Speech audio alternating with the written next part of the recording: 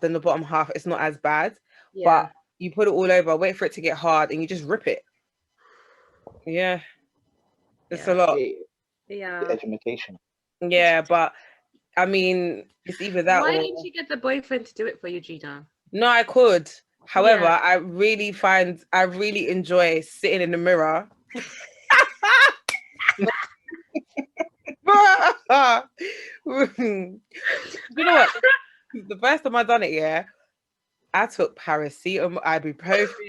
Listen, I had to psych myself up because you know when you're inflicting pain on yourself is different. Yes. So I literally had to make sure that mentally I was.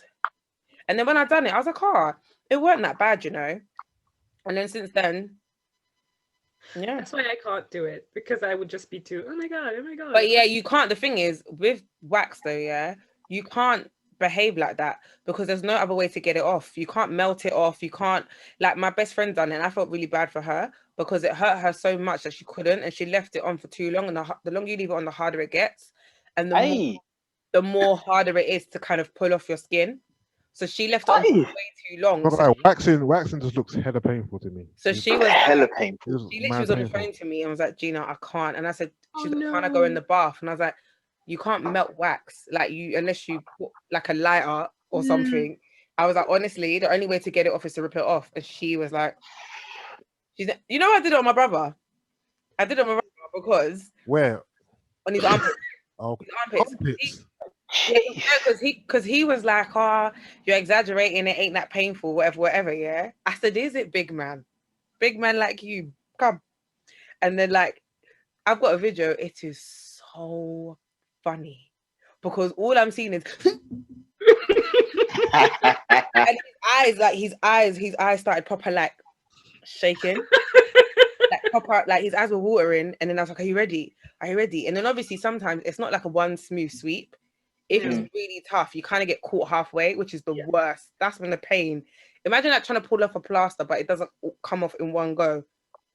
So like, I did the first bit, and he was like, and then I did the last bit, and he was like, nah, it's okay. Yeah. But yeah, sorry. I could never. I can barely deal with boob tape. Like, boob tape isn't that bad. It takes my skin off. I have scars on my boobs from boob tape. Really? Yeah. What kind of tape we use it? Masking tape. You know, it was. I bought it as boob tape. I don't know if I left it on for too long. I don't know what, but when it came to taking it off, sandpaper, love. It wasn't boob tape. Maybe next time, take it off in the bath, like get it wet. It sounds like you're using a masking tape. I'm not gonna lie. That's what it sounds like. The one that I have is more like a plaster, like like cotton kind of fabric plasters. Yeah. And it really did that to your skin. Damn, girl. No. Things women go through. I don't envy. Walking in the club with the boobs here. You know what? The only thing I can maybe even attest to this is probably like, you know what's that shower gel? That green. What's that shower gel? The mint one. Oh, you know what I'm talking about? Sauce. Something sauce. Yeah. That one is not for men's private areas. Original sauce. That's it. Original sauce. Yeah. Nah, that one. It's just a shower gel, yeah. Oh, but it's not. But it's like meant for winning. So if you put it in certain places, you feel. Oh, it stings. Proper like it stings. Like very minty and just. Yeah, I know the feeling you're talking about. Yeah, I mean. Yeah, that was uncomfortable. But I think at that time I used too much. I was actually considering I might have to go A&E because it just. Wow. The sensation wasn't going down. I was concerned, but I just kind of powered through it. That's probably the worst. All right. Gina, do you want the intro? Hi, guys. It's just Jean here with Big Man Yus, Emily, and Jace. Can I call you Jace? Yep. Sorry. And this is me. I know you, so it's cool. Yeah. And this is me, Tuss After 7. Hey. I'll get Brent to put in the... I'll get Brent to put in the effects in it. Okay. But yeah, this is episode 222, I believe. Wow. So let me explain what's going on right now. Gina has COVID, so she's quarantining at home. Okay, I really don't, but... Okay, she's self-isolating because she had a scare, basically. And I don't think it's fair on everybody else to put everybody else. But I'll know by tomorrow if the person has COVID. and then I'll be able to figure out my life. But just until they get their results. The person. Oh yeah. Their results.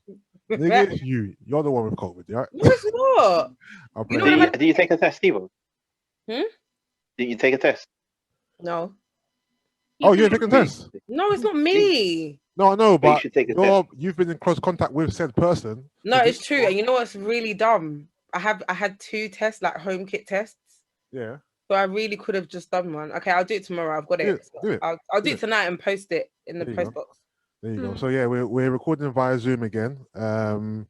We've got 2 special guests who lit up Clubhouse a few weeks ago with their very insightful stories, Jason and Emily. So we thought we'll bring them to the pod. Excuse my voice. I'm wearing Invisalign, so I sound a bit. If I sound a bit funny, that's the reason why. But yeah, what's going on, people? What's going on? What's good? What are you saying? Name mentioning. Good. Thank you for having us, man. No problem. Yeah. No problem. All right, so let's quickly get to what we were talking to before about the battle. Yeah. We're gonna go here. Because G was saying I'm a bad loser. Yeah, I want to address something. No, you know what it is. Okay, I'm only speaking based on experience with you. I know, but hear me out. Can I land? This isn't just from the battle. I'm just saying, even when it's you, I notice, yeah, like if I'm winning or like if people aren't giving you, if they're not hailing you, or like if you just okay, everyone has a question. But it's always pertaining to what? Music, right? Yeah. Exactly. I'm very passionate about music, innit? Okay, fair enough. Very. And the thing is, there's nothing wrong with being passionate about music. Exactly. I just find the problem though, Yusuff, is your passion is very intimidating because because then you start saying stuff. And remember, this is all down to personal opinion. Even if you're passionate about music, just because I don't appreciate a song, you don't have the right to tell me that my taste is shit. Remember, it's subjective, right? Yeah, but I don't expect everyone to take me mad serious and think, no, oh my but God. You know what I mean? I'm joking around. Yeah, but it's still a bit intimidating when it's like, nah, you lot are shit. You don't know music. No, nah, man. If you don't, I'm leaving. It's intimidating because it's me. Like, I don't mean to be intimidating yet, and I'm just really just bantering around, and I expect everyone to know that I'm bantering with them. Innit? Even when I left the group, I've done it to be dramatic for entertainment. But I'm not gonna lie. There was a round that I picked 112, not because I wanted to. I didn't like the song, but I literally was like, if I don't pick this song this thing ain't gonna talk to me again. The thing is, it don't matter because I won the battle 8-4 anyway. Yeah. Okay, but at the time, it goes with an asterisk. Rambling. No, there's no asterisk, Jason. Get out of it. There's an asterisk because the judges was shook off. They weren't shook. They weren't shook. I was shook, Yusuff. When I was there, I was like, right, he's gone. Okay. See, look, we have one witness, but it's okay. I don't mind sacrificing. Okay, but no, you guys take me. I'm doing this for the brand. What's the problem? No, I knew you was joking. Exactly. But it's okay. I don't mind if you win because I'm doing this for the brand. That's whatever, Jason. No, by the way, question. You know when you say the brand, who is the brand, please? Is it you? It's me, him, and Gloria. Sid. No, well, yeah, me, him, Gloria, and Sid, basically. That's your brand, right? Yeah. Albumcuts brand. And what's the brand called? Make 'em wet. Make 'em wet, baby. Because what killed me is when you said Sid came to you and was like, "You're fucking up the brand. You're fucking up the brand. Like, come back." I said, "Whoa." The brand is Make 'em Wet. Okay, I mean, we're currently on part 4. Obviously, it's only Make 'em Wet if it's an R&B battle. Yeah. Right. And then that's why you need to change your brand name. Yeah, we do. Well, to be fair, we don't have a brand name. We're joking around. But you should though. No, because I think it's, for me, it's really entertaining. Yeah. And the maddest thing is that's why I left. No, I know, but I'm saying entertainment, baby. We'll have to get used to it then, Yusuff, because the people that don't know you, it's like, did he actually just? Yeah. Obviously, for those who don't know me from a kind of worms, whatever, they're thinking, "Rah, he left. He's so emotional. He left. Whatever." Yeah. But for you, I actually enjoyed it. You what? It was fun. I enjoyed it. I made it better. I made it better by leaving and coming back. I made it more entertaining. No, you did, but also, I was gonna say, you guys should actually take it serious because I prefer it to verses because there's not too much talking. I like, do you know what I mean? Like I never ever, not verses, sorry, you know the 10 versus 10 that used to happen on Signal? Yeah. I never ever logged into any of them, because it just used to I just thought, what's all this talking? Like, it just, it makes it very slow. Do you get what I mean? Yeah. I like the format that you guys have. Yeah. I think the format is sick, and the fact that you get to swap over, and obviously Clubhouse is like the new thing that's popping now. So I All think right, Jace. Let's have a little meeting with the Sid. rest of the With, members. No, I with think you guys should take it serious. And when I say take it serious, brand it and make it a thing so you can get people from Insta to log in. Because obviously, I think the only problem obviously with Clubhouse is the fact that it's only available to iPhone users. Because obviously, my Train to Stay group, they're always cussing every time I talk about it. They're like, Gina, piss off, because not everyone in there has an iPhone. Okay. So the iPhone lot were in the group because obviously we were on the side laughing at you lot. Like they're like, no, I can't believe Yusuff just let. Like, do you know what I mean? So oh, is it? They're laughing at me. yeah, they're like, oh my gosh, Yusuff is so sensitive. Poor loser. Da-da-da-da-da.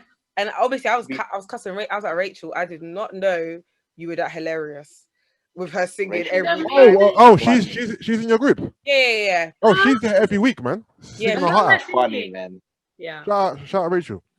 But Rachel is funny. But I'll be honest with you, one thing I was actually annoyed about, I'll be honest with you, and Jason knows, was the nasty girl Sky's the Limit. But can I just that was the key thing, Yusuff. But listen to this. Yeah. Do you know why I'm so happy that you went and did a poll on Instagram and it confirmed what happened in the Clubhouse? It don't matter though, because that poll is only a minute percentage of people anyway. No, but basically you kept saying, it shows me the kind of people you lot are. Like, it shows me. Yeah, but I was joking. Stop taking. No, I know, but I'm saying you generally were like, nah. So you're telling me that if you lot like thingy over thingy, there's something wrong with you. You lot don't know music, and it was like, okay, cool. You know what? Yeah, maybe the people, the select 10 people in this thing, are not of a sound mind. Let me go into a bigger platform, and you still got the same response. Yeah, because they're not sound mind either. No. They're not of sound mind. That's not what it proves. No, they're not of sound mind, you know. It's clear to me. It's clear as day.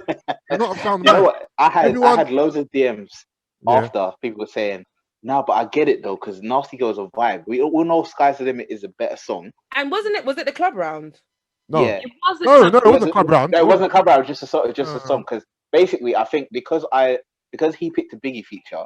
Yeah, I had to go and follow a fake Biggie feature like that. He was dead. And also, there was one round that you guys really disappointed me on, but I realized that you were probably saving I'll save a song still. You were saving the songs for later. So it was the club round.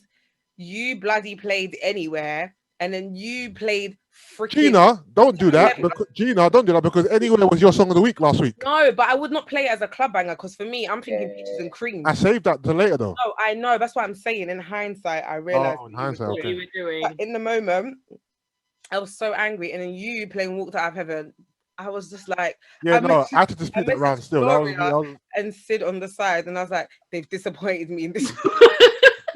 Nah, I said this round is shit.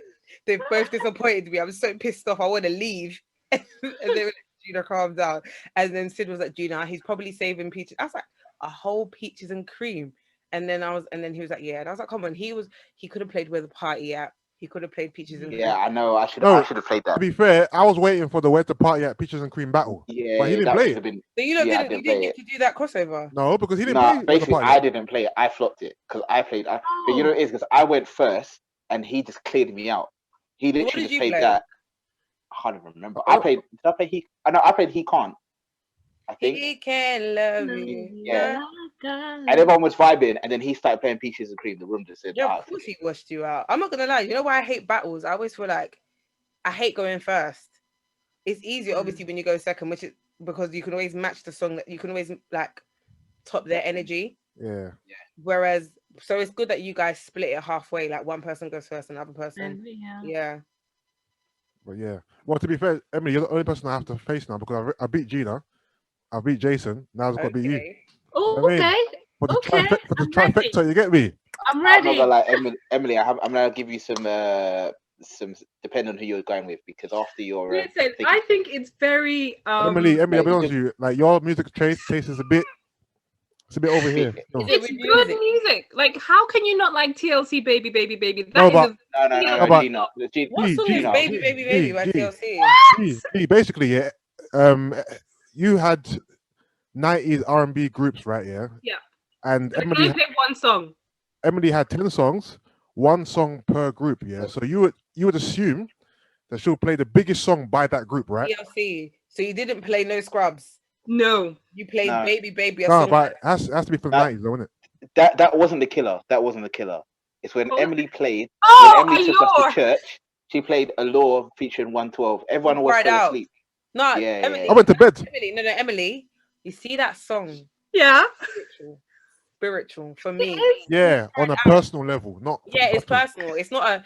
I wouldn't play it as a fan favorite because I know that people look at me sideways. But when it comes to alone, staring at the window pane with the rain, that's the song I'm going for. I get it.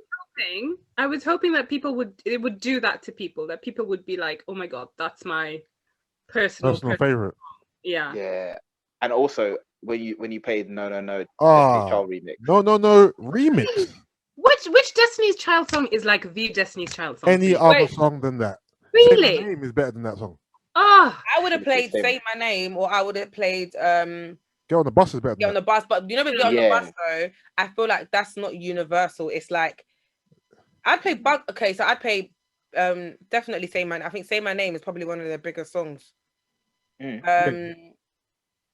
Because of the dancing as well. Do you get what I mean? Survivor, it's a bit cringe, but Survivor for a battle, get the head out of it. But it's one of their biggest songs. I know, but in the battle, they'll get washed. I'm a survivor. Whack. I'm not gonna. I'd have jokes ready for that. As soon as that finishes, if someone plays Survivor in the battle, I would laugh their head off. I'm sorry. Do you not rate Bugaboo though? Yeah, but not in the battle. You know what? Okay, in the battle, I play So Good. So good. Oh yeah. You get me that. Yeah. I'd play So Good, yeah. or So Good, or Say My Name. Definitely one of the two. Get on the Bus is that's my favorite Destiny. I love Get on the Bus. Emily, why didn't you play Get on the Bus? You see, once you start the beginning. Wait, what did you play? No. Remix. The one with Wyclef. Yeah. The Wyclef version. Not the slow version. Yeah. The Wyclef one. Yeah. The Wyclef one is gone. Yeah, that was their first single, innit? No, sorry, not the one with Wyclef, the other one. The slow version, the original. Did I?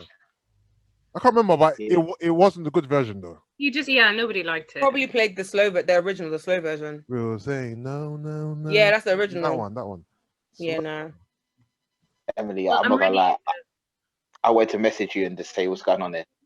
Yeah. No, at one point, I think I texted the group and I said, Emily's taking us to church right now. What's going on? Like,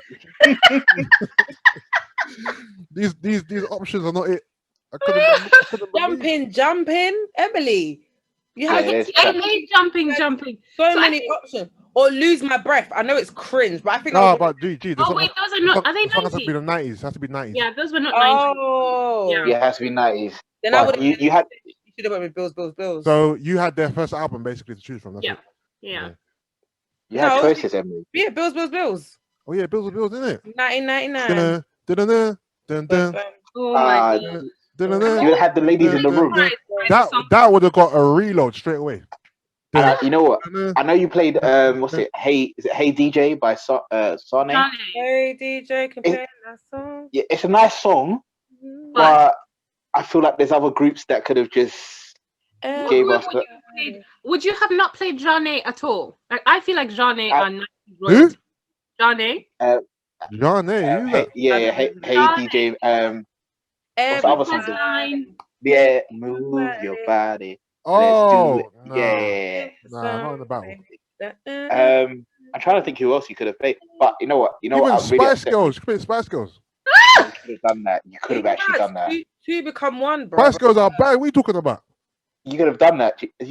Also, as well, we had to prompt you to play the 702, and you even played the song you're supposed to play. You didn't play Stilo. You saw my playlist. I think I really just could not read the room, to be fair. Clearly. What did you play from 702? I might have played that one. Yeah, and the thing is, out of those songs, out of 702, that's probably my least favorite one. What were the girls at? Stilo. Yeah, Stilo or the other Slow Jam one. I can't remember what it's called now. Oh yeah, I remember. I can't remember the name, but that's. To be honest, I get it. When you're in the actual battle and someone plays something and you're scrambling, you're like, oh no, but what do I play here? Or even just you have songs, you're like, I don't know what everyone else is gonna like. Yeah. And you saw my playlist. Take out your verses. No, I saw your playlist. It was It was good. That's what. Oh, my show what? frustrated at the end. Did you see it before or after? After. Okay. Yusuff, I was scratching my head because some of the songs on the list. I was like, how? He messaged me, was like, Emily, what was that? How did you miss all of these songs and you went to 112 in the Law? Nah. Yeah, The thing that killed me was the one song per band, honestly.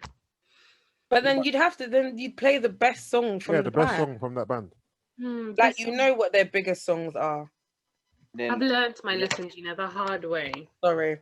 Yeah. I'm not gonna lie, we chuckled because the amount of time Yusuff said, Emily, I'm gonna need you to hear me properly here. Specifically. I'm gonna need you to hear me. Listen, you need to come up. He really tried. Hold on. It was 7-3 in the end, isn't it? Yeah. It was that's probably the worst defeat that the thing he has. Who did you go against? It was. Peace, yeah. Okay. And who did Peace have? Peace had the boys. Boys. She just had the 90s. Oh, so the boys. Yeah, 90s boys. Yeah. Oh, that would have been such an interesting battle. Yeah, and she came straight out the gate. She came straight out the gate and she just started playing bangers after bangers. Listen, we'll do another one, and this time I'm going against Yusuff. I'm ready. Don't bully me, Yusuff. I don't do bullying well. Listen, I'm ready for you, baby. I'm ready. Did you get the email I sent you? No. I sent you a dilemma. No, but when did you send it? Today. Could you get it up, please? You know what I mean? Look. How's my lighting? I feel like my lighting's a bit dark. It's great. I think I have the worst lighting. Yeah. Your lighting's a bit like you're in. It's just the screen. A cave somewhere. Hey. I'm joking. Okay. Are you hiding from someone, Emily? No, I'm in the attic. Okay. My room generally has mood lighting, so I've got little fairy lights, and then the actual main light is quite dim as well, and I've turned off the bedside light. Okay. Yeah. Okay, I see. All right, I found it. All right, cool. So it says, hey. Hey guys, love the podcast and the many laughs you provide. Sorry, this is a bit long. My dilemma is my partner of 3 years lacks communication. We recently got engaged, but I have reached a point where I know that I will not be happy with this in the long term if nothing changes. We have had our fair shares of issues, but his lack of communication is a reoccurring theme. He would get angry or upset over something I said, did, or didn't do, but rather than tell me, he would just become quiet or moody or snappy. We've spent days not talking, even though we live in the same house, just because he's upset over something that I'm none the wiser. He would discuss these issues with others, but not me. And recently, I feel like I'm having to beg him just to get him to express what is in his head so that silence will not be prolonged. His excuse is that when he's angry or upset, he will say things he doesn't mean out of anger. We have split and got back together over this and other issues, including chatting to other females in the last year, which he says I have no option but to believe has stopped at least 3 times. Every time he swore to me that he would change as he has seen the error of his ways. This last week, I told him that I was no longer interested in continuing the relationship as nothing has changed. He's back again telling me that this time for sure he will change as he knows what he needs to do now. He will communicate, blah, blah, blah. I've reached the point where I no longer have the reserve to deal with this anymore. Like I said, we have other issues, including him recently telling me that he is starting to feel uncomfortable in my house or the area I live in, where we've both been living for the last 2 years. He said he only said it as he was upset. Any advice will be much appreciated. This is not easy for me, but at the same time, I feel like the part of me that was bothered to try is tired of trying. And what better people to have this dilemma with than Emily and Jason? So perfect timing for a dilemma. I'm gonna pass the mic on to Jace first. He's itching to say something. Then we'll go to Emily. Then we'll go to Yusuff, and then I will be last. Jace. You see that whole story, I was scratching my head at times because the whole not talking to her because he's upset, and not to be rude, but it seemed like more of a woman thing, like just getting the huff and then just not speaking to you kind of thing. It's like if someone's asking you what's wrong, which is problematic in itself because you can't be in the same house and not have basic communication.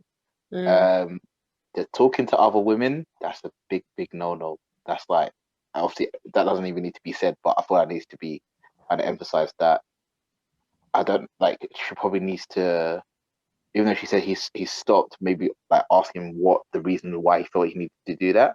Because it may be an underlying issue in terms of he may feel like, and this is not on her, that it's easier to communicate with other people, or he's and that's again, I'll just reiterate, it's not on her.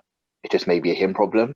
Him saying that he doesn't feel comfortable in the area is a bit like he has to provide reasons why, and if he's then coming back on it, because people in arguments, if you say something and then take it back because someone's offended, you probably had that on your mind, but it just felt that you need to air that, which is a problem in itself. So I think they may need someone in the middle.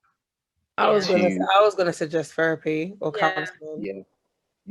Or someone neutral just to listen to their gripes, because it seems like there is his reluctance to communicate. She's becoming frustrated, and what may happen is that she may resent him as a person, because all his good qualities will go out the window if he can't communicate. The talking to other women goes without saying, and saying hurtful things, she's just gonna resent him. Whatever good he's done in their relationship, that's gonna start to go to the back of her mind. That's my own personal opinion on it. There was just so much there. I felt like there was so much. Yeah, there was a lot. Almost absolutely no way they're going to work through it without help, I feel. So she already seems frustrated and resentful. She says she doesn't want to try anymore. And I think that when anyone says they don't want to try anymore, then that's it. You know, it's almost done already. Like, what are you doing there? Really? But do you not feel like with the fact that she's wrote in to I ask for feel some like it's like advice, a cry for help, or like this is the one last ditch effort, at saving the relationship. But she's really fed up, isn't she?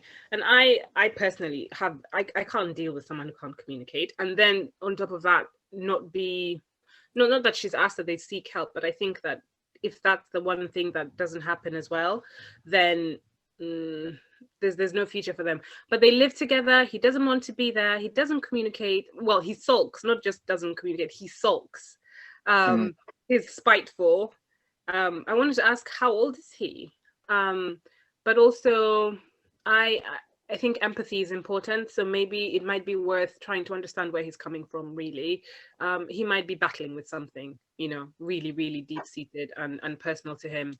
And hence, again, as Gina was saying, the therapy. But that's a lot. That's a lot, especially if you're engaged and to be married to somebody. You definitely can't go on like that. What's it called? Did the email give any reason to why he's behaving the way he is? He hasn't said anything. I don't think so. She just said that that's how he is, though, from the gist of the email. They're just characteristics that they've always been there, but now she's like, I think it's more because they're engaged. Yeah. The initial opening was, I know that I will not be happy if this is to continue moving forward. Like, do you get what I mean? And obviously they've spoke about it before, and he said he's going to change, but nothing happened. So she's obviously thinking long term, like being married to him. Do men become different when they're engaged? Is that something that sort of, I don't know, different? And never been engaged before, you know what I mean? Jace, different as in how?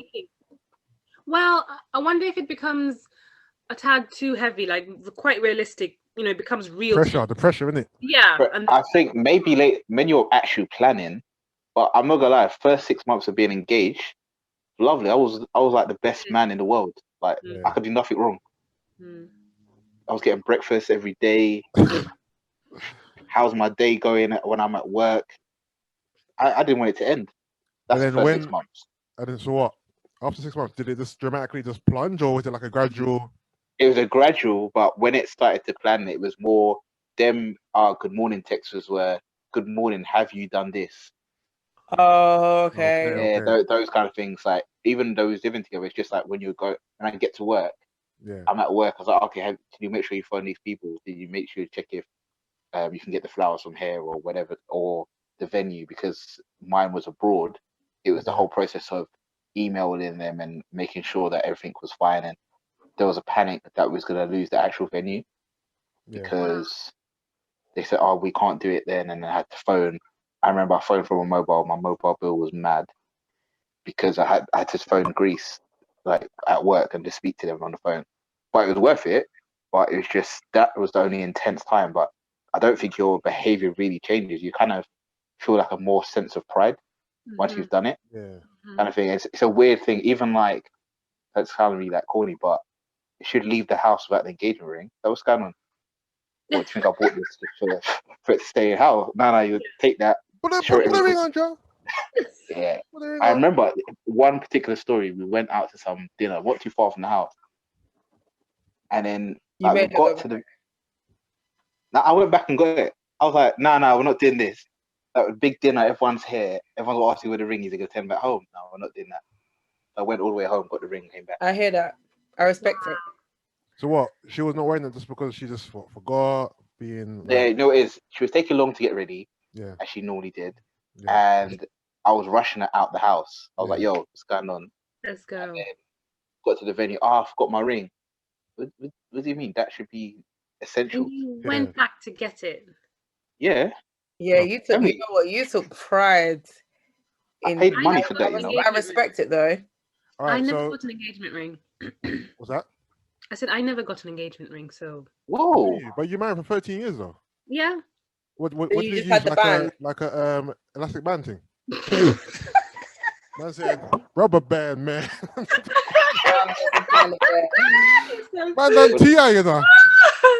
We got engaged. The way we got engaged. The gummy thing. I like the little gummy bears from Haribo. No, listen.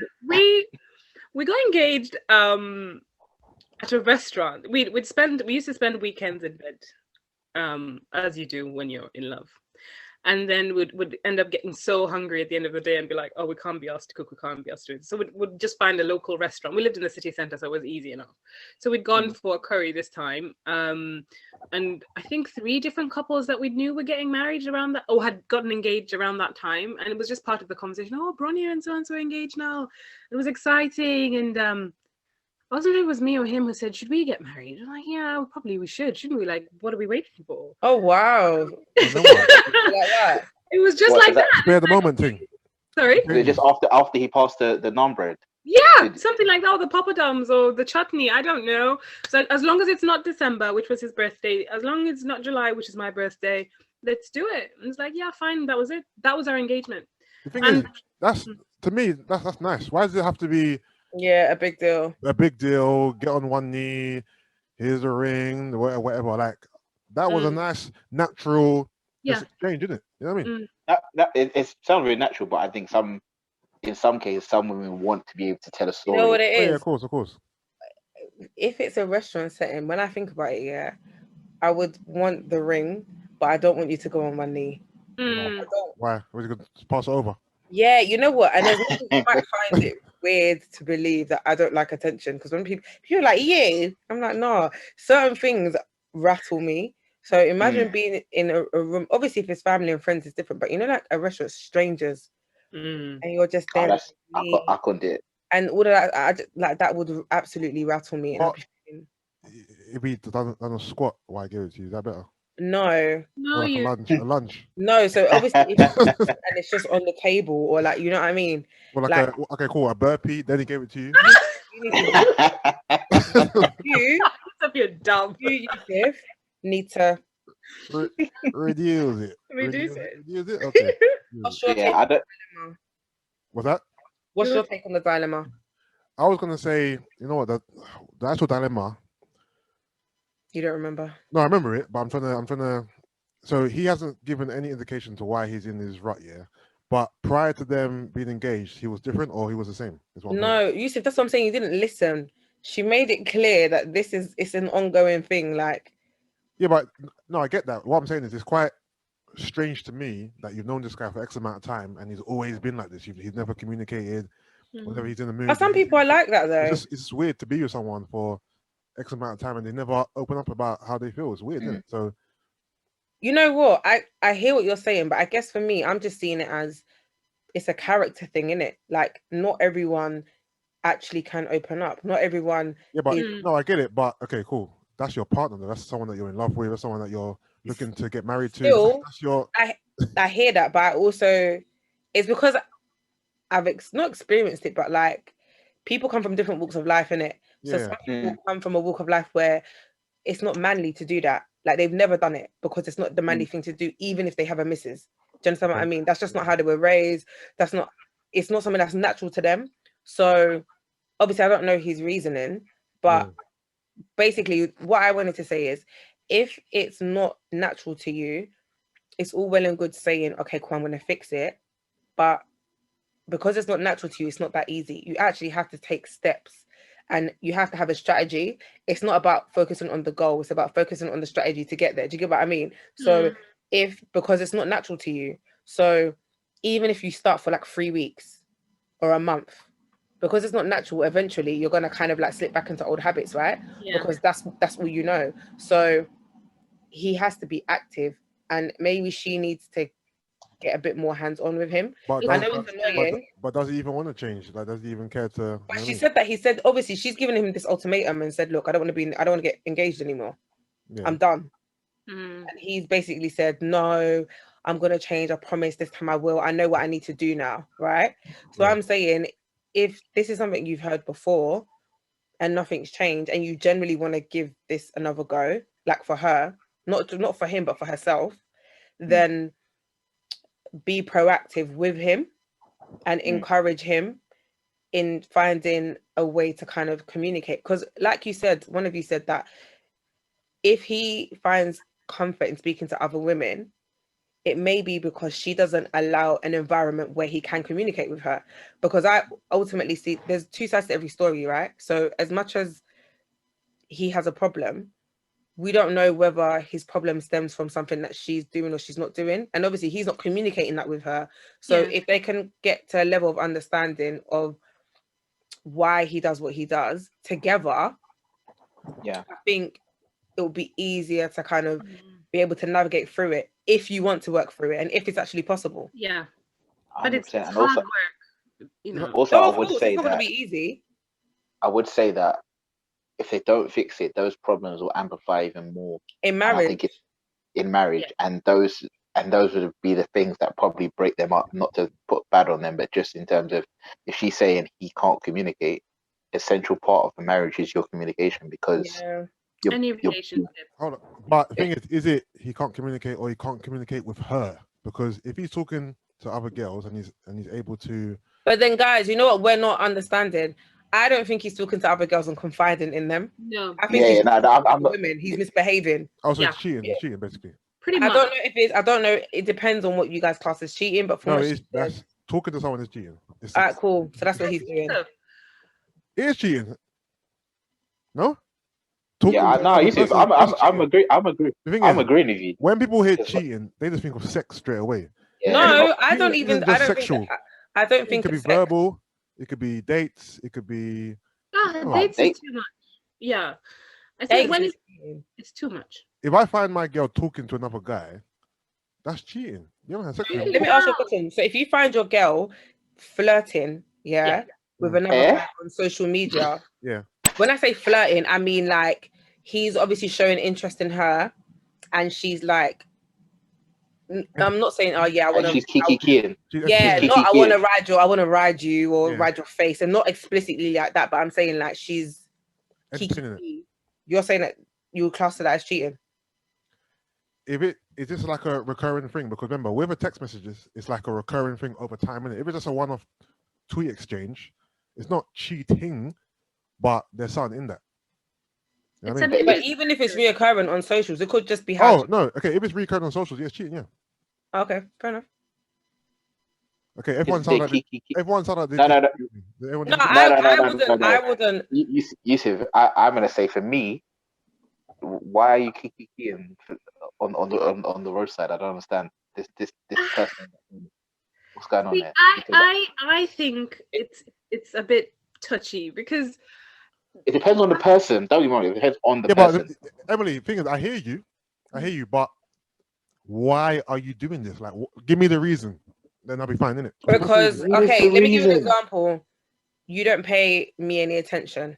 Then get a dog. You're joking. I'm joking. You're too focused in your job. You're too focused on our kids. you're too focused on, I don't know, so you neglect me. You And don't give me any attention. Have you told me this? Have you communicated this with me? I have, but you still don't get it. So because of that, I'm gonna go and get my ego stroked by somebody else. You know what? It doesn't even have to I'm not gonna lie, I hate that as a reason. Yeah. But you know what? I hate it, but it's human nature. But it's human nature. I hate it, man. I hate it.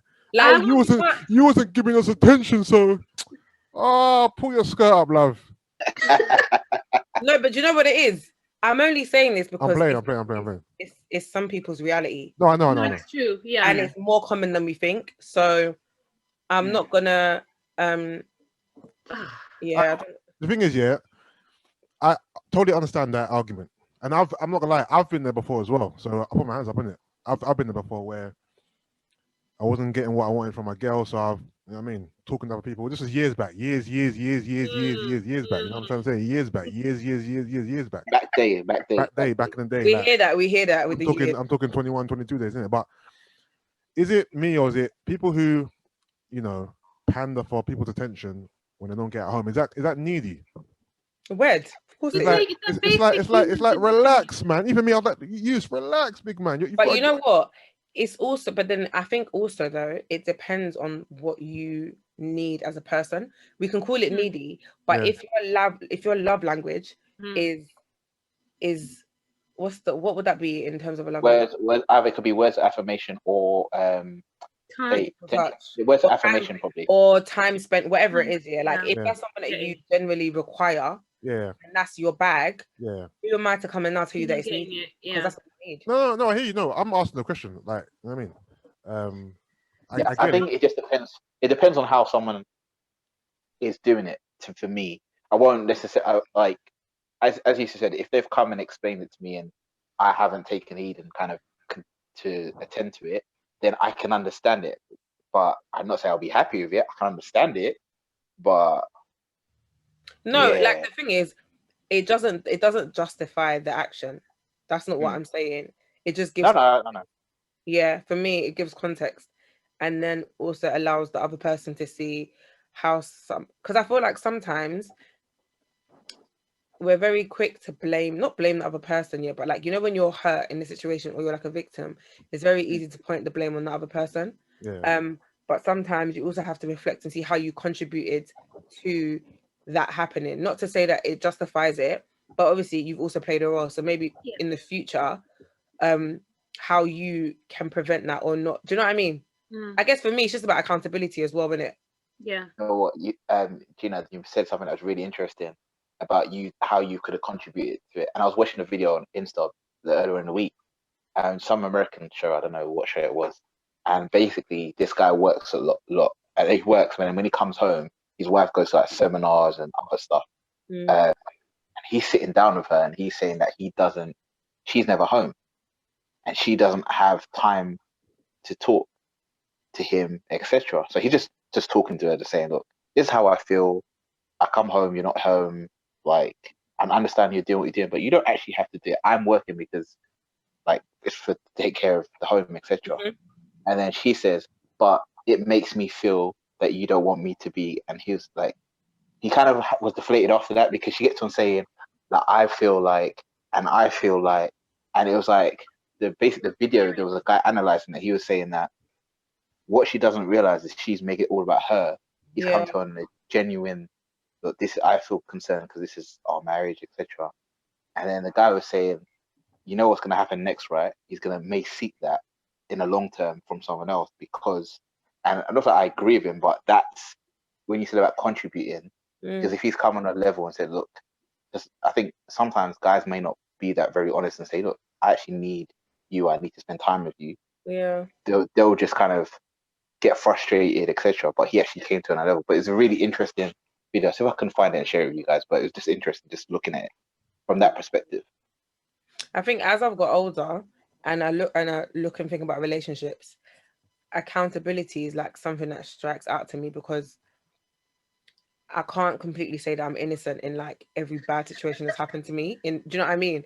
Like I've definitely contributed somehow, which doesn't justify what's happened, but I can see how I've made errors or whatever. Do you get what I mean? So I guess that's why I'm so big on it, because I don't want to make those same mistakes again. Oh, me too. I've had to do an exercise with my ex-husband, and it was it just left me feeling raw. Okay, Emily. But having done it, I felt really proud of myself for having sat down and actually said to him, you know, what do you think I did wrong? Yeah. And it's a hard pill to swallow. It really, really is. And for him to just very hard. But now everything is calmed down. It's easier for us to speak. Yeah, to have the conversation. Yeah. Why do women find it so hard to be accountable? Because I You know feel what that. it is? Go on, sorry. I think it's the narrative that men are trash. Yeah. And I'm being honest. No, but that narrative hasn't always existed, though. Remember? No, of course it hasn't. But I'm talking about the narrative has always existed in a way. Women are victims to men in terms of like relationship scenarios. Like men always do wrong. You know what I mean? Like, not men are trash per se, but do you understand what I mean? Like, I understand when you look at it from a long line of history. So I feel like women have always been led to believe that they're damsels, or like they're like, do you know what I mean? They're innocent, and it's always the man's fault. So it's very easy to like things to go wrong, and then you're instantly going to point the blame at the man and not take accountability or look at yourself, because as far as you're concerned, and as far as society is concerned, or the way society is portrayed, the dynamic of like men and women, men are more likely to. Yeah, but what about the individual case of what's happening in your relationship, though? So I understand. No, I understand the general consensus of men are trash and women are innocent, but that's a general consensus. What about what's transpired subjectively between you and your partner? I think that's just difficult for everybody, Yusuff. How many times do you sit down and think to yourself, honestly, I was shitty at this, I shouldn't have done that, I said this, it was wrong? All the time. Really? And then do you go on to apologize and change your ways? Changing my ways is harder. Apologizing? Okay, cool. No. I wanna get into this conversation, innit? Yeah. For me, I'm very accountable. Yeah, for what I do. I'm not perfect. I know I'm not perfect, but I always strive to be better. And the older I became, the more aware I was of the negative things I may do or may say or contribute to a relationship. Changing these negative traits is hard because some of them are just innate and it's part of who you are and you're used to it. It's like habit, innit? But understanding what you've done and being accountable, 100%. I'm not just saying it because I'm on the pod. The older I've become, the more accountable I've become, in it, and the more I don't care to admit my wrongs. I don't care to apologize. I don't have no ego. Like I said to Gina before, when it comes to relationships, I don't have no ego with women. I'm with you on that. If I'm wrong, I'm wrong. I'm not gonna die. Like if I'm wrong, I'm wrong. Like I don't care to be wrong. I don't care to be the bigger person. It doesn't matter to me. That's just me personally, innit? So I think you two are very unique in that. I have not been in any relationship where the guy is just with lacking in ego, as you say lacking in ego, quote unquote. It's not really lacking in ego. It's just that I read a book before called The Ego's Enemy, and it's really enlightening and kind of changed who I am as a person. Because before that's on my list. It's a very good book, Gina. Before I would say that I may have been led by my ego in a lot of situations, and that led me into trouble, maybe in past relationships, etc. One thing I realized is that the goal is in a relationship is not for me to be right; it's for us to be right and for us to continue on that journey. And I discovered that early, and I'm quite emotionally intelligent person, so I understand the cause and effects I have on people. And yes, as Yusuff said, sometimes it's habits that I need to kind of work on to get out of them to better myself in certain situations. But generally, I don't see anything wrong with me saying, you know what? After the fact, I was wrong. Apologies, because it just makes sense.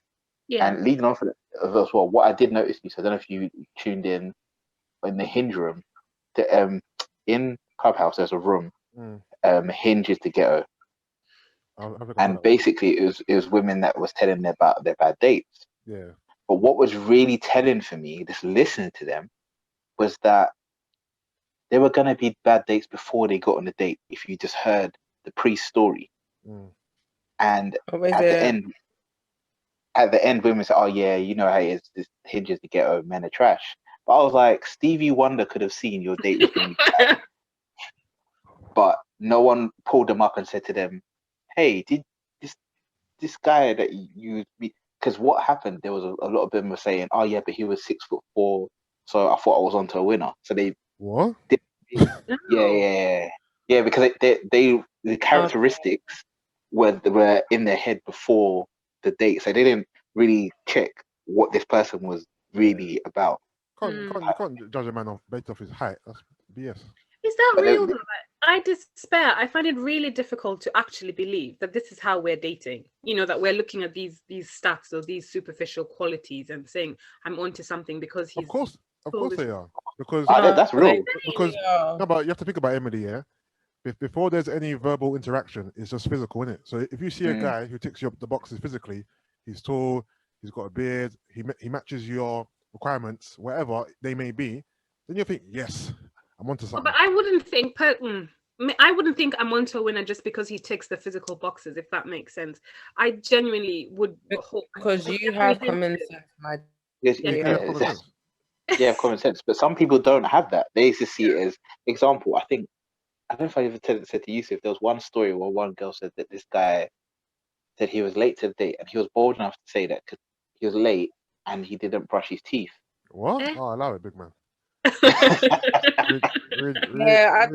don't see that one. I don't like. Why would I don't need to know that. Well, go to Boots real quick and get some chewing gum or something. Mouthwash, shut and just do it in the bathroom wherever you are. Yeah, impossible. But he said he was chewing gum or a mint. Yeah, he said he woke up late and then he came. I was like, but there were so many key things before. If I'm late to a date, I'm still gonna brush my teeth regardless of what time, everything. And I even apologize for my lateness, but you can't come to the date bold face and say I didn't brush my teeth. Hold on, no. That means he didn't brush his teeth from the morning then, because if it's on a date, not true. This date is in the evening. So that breakfast means or something. You brush your teeth all day, big man. All day long. Because if you brush teeth in the morning, your breath won't be that bad in the evening. All you gotta do is mouthwash, chewing gum, whatever. That means he stank breath from the AM. But she was saying that his breath was kicking. No, etc. He has issues. Oh, you know what? He probably said it as a disclaimer. Like, you know them ones where managing expectations. Like, if it's bad, it's because I didn't brush my teeth. But obviously, when I brush my teeth, it wouldn't be this bad. No. Or just go to the bar and get a drink real quick and just, you know what I mean, chuck it down. Anything to mask it. Can't be show up to a date with morning, bro. He could have bought the mouthwash. He literally could have bought mouthwash. That's sick. And or the little traveler's pack.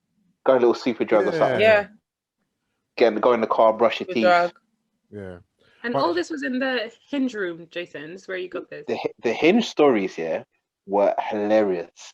There was one where she's admitted she said she was in uni, but still common sense was lacking. She said that she went to meet this guy and she liked him, and before get into his house, he said, I have a housemate who is really protective over me, but he still comes. Male, female? She's a woman that's really protective of him. Okay. That was his, right? No, it wasn't his girlfriend. But the story gets interesting because they get to the house, they have dinner, he sits next to her, she sits opposite, and then they get to nighttime, so to go to his room, she may be a bit funny about you staying in my room. So the guy pulls out a 10. 10? From where? His back pocket? What's going on? He pulls out a 10. And he goes, in the room so that she can sleep next in the tent. It wasn't for him to sleep in. It's for her to sleep in the tent. But the door's shut. How's the girl gonna know what's going on? I don't understand. Exactly. I didn't understand. But then what makes it worse is that someone asked her, "Did you sleep with him?" And she said, "Yes." I said, "You know what? Where? You deserve in the tent, in the bed." In the bed. No, she said in the bed, and then after she said before they fell asleep, he said to her, I know you're getting comfortable, but could you have to sleep in there?" Yeah, I said, you know what? This story sounds too fake. It don't sound real to me. It doesn't sound real. It's outrageous. It don't make any sense at all. And if she slept in the tent, she's such a prick because at that moment you just pack your load and you leave, like you've already kind of shamed yourself. So, like, staying the night is even worse. That is like, no. Honestly, I cried of laughter because someone asked her, why did you stay? Because I fancied him for a long while. I said, you know what? No. You deserve everything you get, because common sense. If someone pulls a tent out and you're going to stay at their house, this is not glamping. We're not doing glamping. I was gonna say this isn't Glastonbury. The dating world is insane. Like, I think I can't even begin to. A tent. That's mad. All right, so G, sorry, go back to the accountability thing, yeah? Oh, yeah. So you guys never really answered my question. Obviously, I understand why you guys... okay, so I feel like in the grand scheme of things, the whole society thing plays a role in terms of me, like, not warped in my mindset, but like always seeing things in my favor. Do you get what I mean? So in the moment, I'll kind of always naturally go to that way of thinking. Okay. Do you get what I mean? Okay. And, that's how I see it. But I mean, if it's downright obvious, do you get what I mean? I'm only talking in the sense of maybe where, like, I contributed, but not like, okay, obviously if I fucked up, I fucked up. Do you get what I mean? Like that one, there's no way of like deflecting. Do you get what I mean? I hear that. You're confused? Me? Yeah. No, I'm not confused. I'm just... Oh. You know what it is? Being of a certain, I don't know, age, for example, and a certain level of maturity and experience, obviously, you can put aside the general worldly view that men are trash and women are always the victim, and understand in this specific scenario, I was in the wrong. It doesn't matter what society tells me about men and women roles, whatever, I fucked up in it. But I feel like women as a whole, they always, one, blame the man first, look at themselves second, and in a lot of cases don't ever take accountability for what they contributed to a situation. Because obviously, maybe they don't think that what they've done is wrong. And that's, again, lacking accountability, because you think that what you've done is right, or you haven't done anything wrong, is the problem as well. Yeah, no, of course. If you don't think, of course, how can you be accountable for something you don't actually think you... Do you know what I mean? You can't be accountable for something that you don't think you've done wrong. That is an issue in itself as well, thinking that you're not in the wrong when you are. Yeah. You know what I mean? Do you think across society there is that a lot, that narrative? Guys, and be right. Okay. Is there, do you think that do you think that narrative is in society a lot, where women don't necessarily pull each other up on these instances with men, and say, hey, like, you were wrong? Do you think that? I don't know if we need to pull each other up. Really, we need to be looking at ourselves first as individuals. But it's easier if someone pulls you up, no? If someone pulls you up and says to you, yo... I don't think it has impact. Personally, if somebody came to me and said, well, Emily, you did, but my initial reaction is to be defensive. I'm not going to learn, especially if it's something very personal and it pertains to a relationship or, you know, something to do with a man, my own. I'm not going to learn. I need to do that work by myself. I need to sit down and say to myself, right, Emily, you messed up. You shouldn't have done X, Y, Z. And I think doing that work, the process of getting to a point where I can actually recognize my mistake, acknowledge my mistake, and then begin to work my mistake, that process is a lot more useful in getting me to better myself, because I am actually doing all that work from scratch, if that makes sense. If I hear it from somebody else, it always seems to me like... yeah, or just like somebody else's opinion. For me to recognize it myself is true. Is almost something that is, you know, true and undeniable, if that makes any sense. But if someone doesn't have that self-awareness, they're gonna continue along that like trail of not being able to be accountable for anything. And I think there is many examples in society right now. You know, you could probably go on a couple of people's pages top of your head that they lack accountability. But it's where men are blamed. Do you know what I mean? Right now, we're public enemy number one, which is cool. But it's not cool, but it happens. But that's where it comes from, the lack of accountability. Because it got like, I get it. There may be some men that are not necessarily the best, maybe trash. but the percentage seems really high right now that we're at this stage.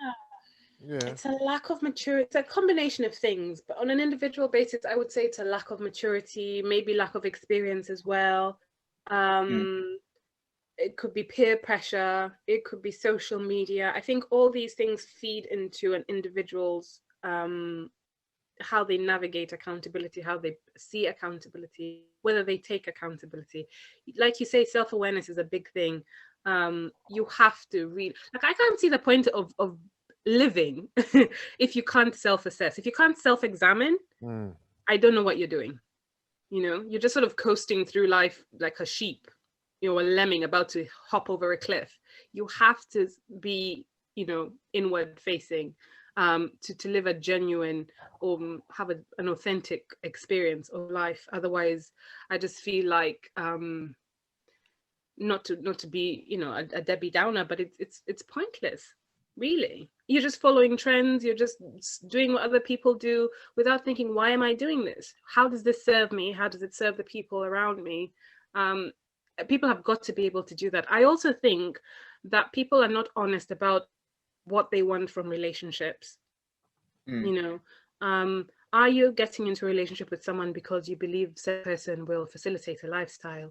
Are you getting into a relationship with somebody because you genuinely want to be with this person and grow with this person, accepting the ups and downs, the ebbs and flows of being in a relationship, which realistically are, you know, are difficult. I was saying to somebody, I think on Clubhouse the other day, they were arguing about whether or not you should move in with someone before you marry them. And I was saying definitely should. Because the reality is any relationship, the meat of a relationship is dull and boring and normal.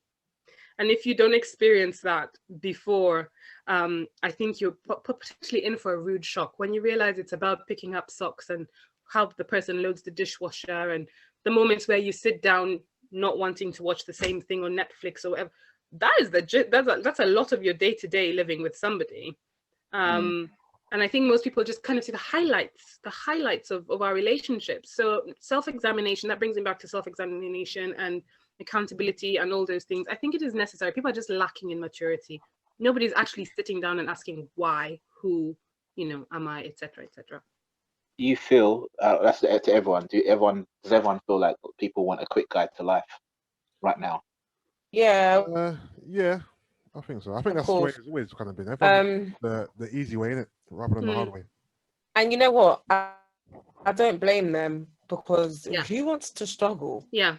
Like, think about it. Yeah, in life, if you had the option to have an easy life, no one's gonna go out of their way to pick the hard life. Yeah. So I understand that, but also, I guess experience is always going to be your best teacher. Yeah. And I feel like a lot of people are lazy. So, and that also is the kind, based on like the kind of generation that we're in anyway. Like, we have access to things so easily. So that's kind of managed our expectations in regards to everything. Do you get what I mean? Yeah. So like everything is just very instant. You've got social media, you've got like everything's so instant. Like, I could WhatsApp someone and be like, hello, like, you're online, respond to, do you know what I mean? And like, want an answer there and then, or like, do you get what I mean? Whereas it's like, okay, but just because they're online doesn't mean that they have to respond to my message. Or do you get what I'm trying to say though? It's like that entitlement of expecting everything so quickly. So I feel like that's just how our mindset is at the minute. So that kind of goes into all walks of life. So instant gratification, no matter what you're doing. I think that's quite constant. It's a constant theme.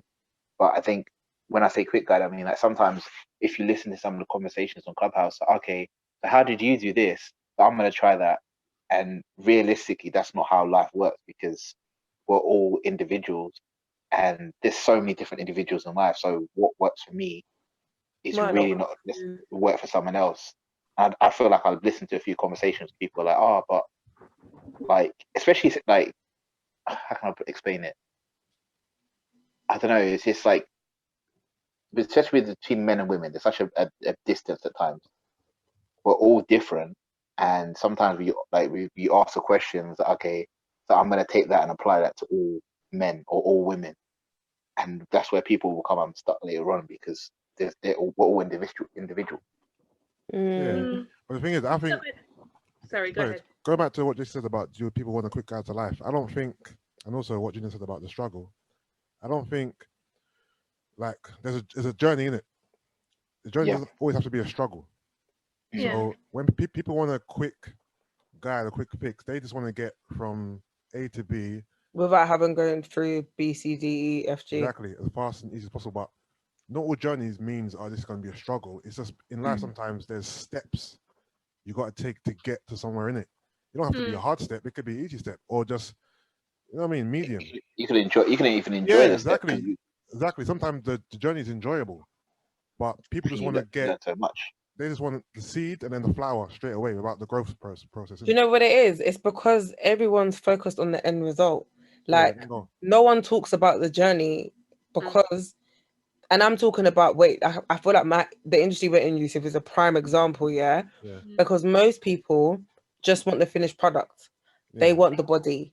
And like, I find that when it's usually when people like DM me based on like a picture that I might have put up of me slaying, then it's like, nah, sis, I'm trying to look like you. So yeah, and then I'm like, all right, cool. So this is how I done it, or this is what you need to do. Then it's the I mean, you understand what I mean? Yeah. Like, they're not interested in the in between. No. And I say, and it's like, it's crazy because I realized even like with my brand, like in the beginning, obviously I feel like now I'm at a level playing field where like people engage in everything. But I used to always find before, like if I put up fitness content, no one cared. They didn't care really. Like obviously some people did, but like it's like it was always the like slaying or the, you know what I mean, that people really gravitated towards. And then they're like, all right, cool. So I know you've been showing me like in all your previous posts how you got to here, but I don't care about that. I want to get to here, and I want to get to here now. So it's like no one cares about the journey. And that applies to everything in life, you think? I can see that. Yeah, it applies to everything in life, but remember, some things are harder than others. Like with fitness can be tough. It can be hard. It can be exhausting. So I do get, and I don't get at the same time, the mentality of I just want the end result, because I get why the fitness journey would be exhausting and would be tiring and would be hard work. But I don't think that applies to everything in life. Like, for example, with dating, I believe like I'm a better man today because of all the experiences I had in the past, whether good or bad. Especially, to be honest with you, the bad things in my past with girls have made me a better man. I said earlier that I'm accountable, all that stuff. That's because of my past experiences. I've learned so much from my past experiences. I'm a better man. Yeah. I'm a better man for it. So there isn't, I don't believe there's a quick guide to maturation. You can't just mature overnight. You have to actually go through life experiences. Yeah. You know what I'm saying? So all my life experiences in whatever, whether it be career-wise, whether it be relationship-wise, whatever-wise, have made me the person I am now. And do you think it's sorry. No, go on. I was going to say that sounds like a matter of perception, isn't it? How people perceive things and attitudes towards things. Yeah. Like you sound like you've got a very mature outlook on these things and accepting of things, because you're saying quite clearly that the good and the bad have brought you to where you are. So you're not resentful of the things that you've been through. You appreciate everything. No, not at all. Yeah. Because I think no regrets almost. No, I don't think. I believe in life here, everything that's happened to me was meant to happen, innit? And I try to learn from negative experiences. No matter how pissed I am at experience, like no matter how pissed I am, like why did this happen? Why did it happen? But really and truly, if you really dig deep, you've learned something. Yeah. That's what I'm saying. Like, okay, I'm not gonna do this again. I'm never gonna do this again. Or this happened because of this. Okay, cool. I'm never gonna do that again. Like no matter how bad something is or something happens to you, you can always learn something from it. So that's what I try to do. Learn from negative experiences, learn from good experiences. And I try to, what I hate about life is with people sometimes is, if you go through something enough, like you can learn from it, and you can, but not only learn, you have to apply the learning, innit? Like apply what you've learned. Don't just take the lesson in and then learning for learning's sake. Don't do nothing with it. You got to do something with it. Like you gotta learn and okay, cool. Next time these things happen, you do something different. If you didn't do something different, then that means you haven't learned because something happened to you.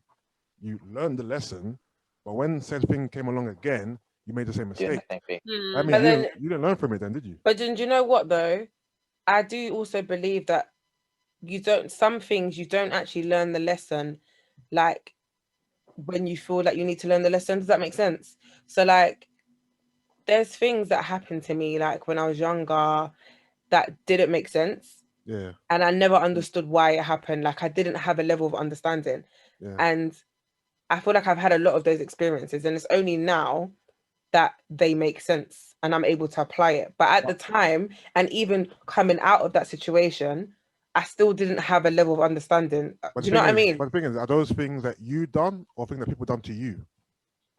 Fair enough. You know what I'm saying? Yeah. Because I'm talking about things that I've done. I can't control what others do to me. Yeah. And I think what others do to me is a part of their learning. You know what I'm saying? Not necessarily mine. It can be a part of mine as well. It depends what it is. The two can merge together, and I can learn from maybe, okay, cool, don't mess with people like that anymore, or don't let people like that around me because whatever. You can learn from what people do to you, but I think that's more on their side than your side, no? Yeah, no, I agree. Yeah.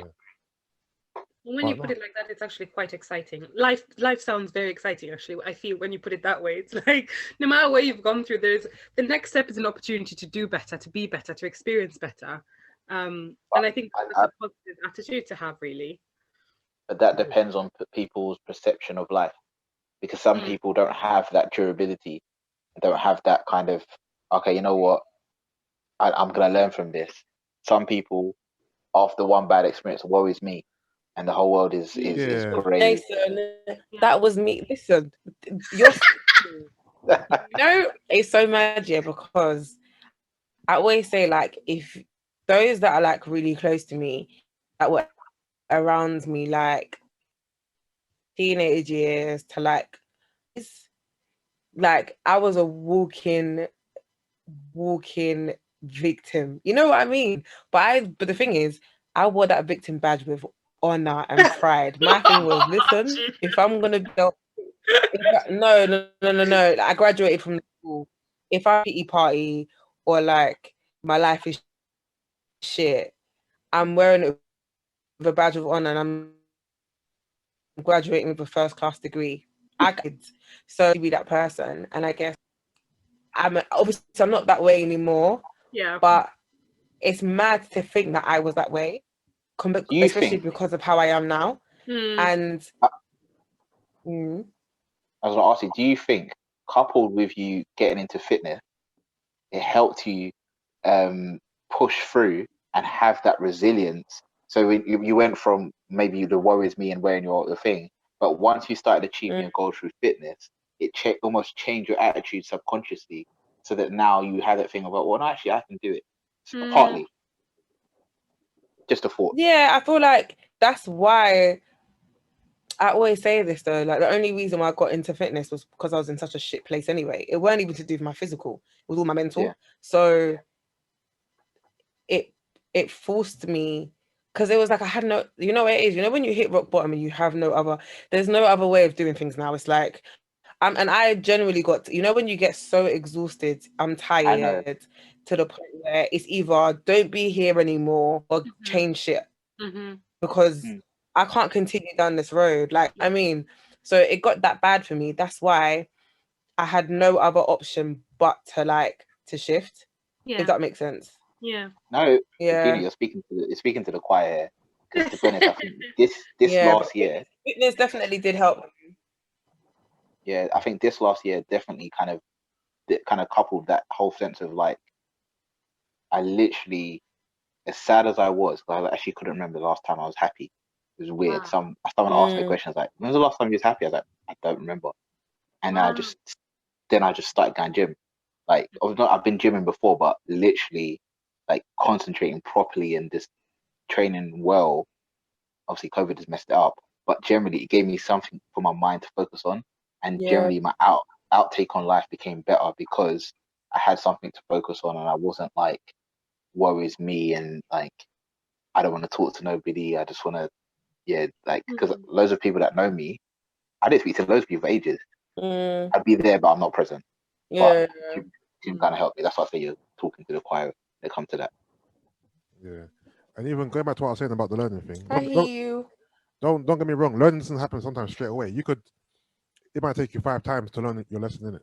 So it's not always instant that you learn the next time it comes around. It might take you years to learn that one lesson. But eventually, you got to try and get there, innit? And also the lesson that you like, it's weird because you could feel like, okay, that's the lesson I was meant to learn, and then later on be like, no, that wasn't that. It was like, you know what I mean? It's life is mad. It's so mad. No, it is 100%. But it's exciting. I don't know. I find no, it is really exciting, isn't it? It's just no matter. I feel like every sort of down is just another opportunity to bounce back stronger. To bounce back, really. And I feel like every bounce back is perhaps higher than the other one or more exciting than the previous one. And it just feels like there's just so much to look forward to, really. I don't know. I don't show your enthusiasm for life right now, though. No, I was gonna say life is so exciting. I'm like, is it? It is like, no. Let me tell you why. I think it's so lockdown. This is we're almost coming into year 2 of lockdown. First bit of lockdown was a nightmare for me. But when I was doing, I hate to say I do resolution, but sometimes I do when I'm doing my whole self-examination thing. What do you want to do better, Emily, etc. Yeah. One thing I wanted to do better was be a more present mom, because I'm the mom who is, they're talking to me and I'm like, that sort of thing. Which is horrible. And I know I'm doing it while I'm doing it. But now, with lockdown and homeschooling and us just having to be in the same space again, like, how many times am I going to be on my phone while the kids are around? It's given me the opportunity to live those things. So it's not great by any stretch of the imagination, but I'm sort of trying to find silver linings and small things like that. It's given me the opportunity to do more crafting, to play more board games with them too. Well, we do get on each other's tits, don't get me wrong. My son wants me to be more gamer because I've never gamed before, but he's like, Mom, come on, let's game now. So those little things are the things that I'm excited about, even though they aren't the greatest. I'm sick now, which is just a nightmare, but my little girl who's 7 is like, Mom, I'll make you breakfast, and she's downstairs and she's creaming bagels for me.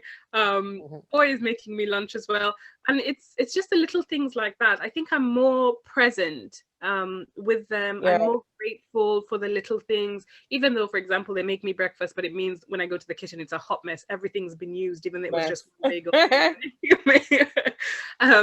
So it's things like that, Yusuff. It's not great. I miss the outside world, or the world as it was before, but these things are kind of reconfiguring my outlook on life, I suppose. Nothing.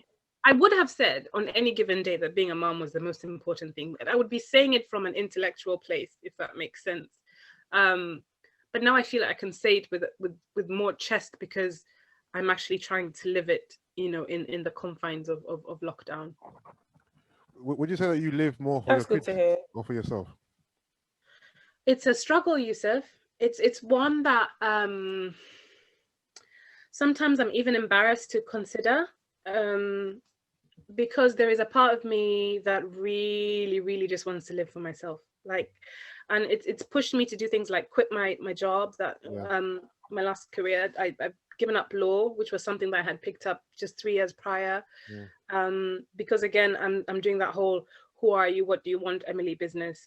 Yes, I'm a mum. I can't take that away from myself. And it's a great thing. It's a wonderful thing.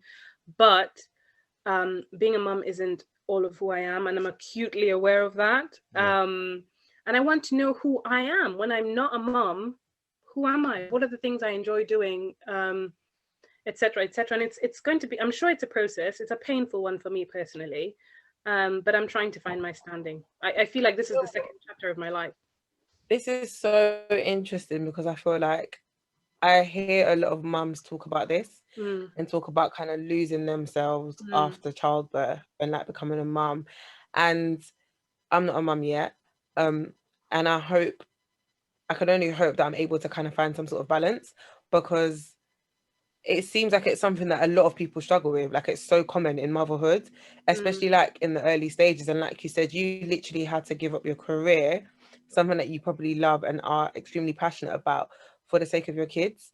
And I've seen a few posts where people are like, I can be a mother but also a businesswoman. Like, I feel like maybe back in the day, not so much as now, but like mothers were kind of condemned if they still kind of did things for themselves. So like if they were seen to be without their kids enjoying themselves, it could even be for like a split moment, they're condemned, and it's like, but we're your kids. And it's just like, okay, but my kids are not glued to my hip. Like, do you know what I mean? We're not Siamese twins, so I can still be my own person, but also be a mum. So it's very interesting to hear you say that. It's tough. And I think your worst critic will be you. You will be your own worst critic when it comes to being a mum, because you'd have set these expectations on yourself of how wonderful you want to be as a mum. And being a mum really is mostly about giving yourself, I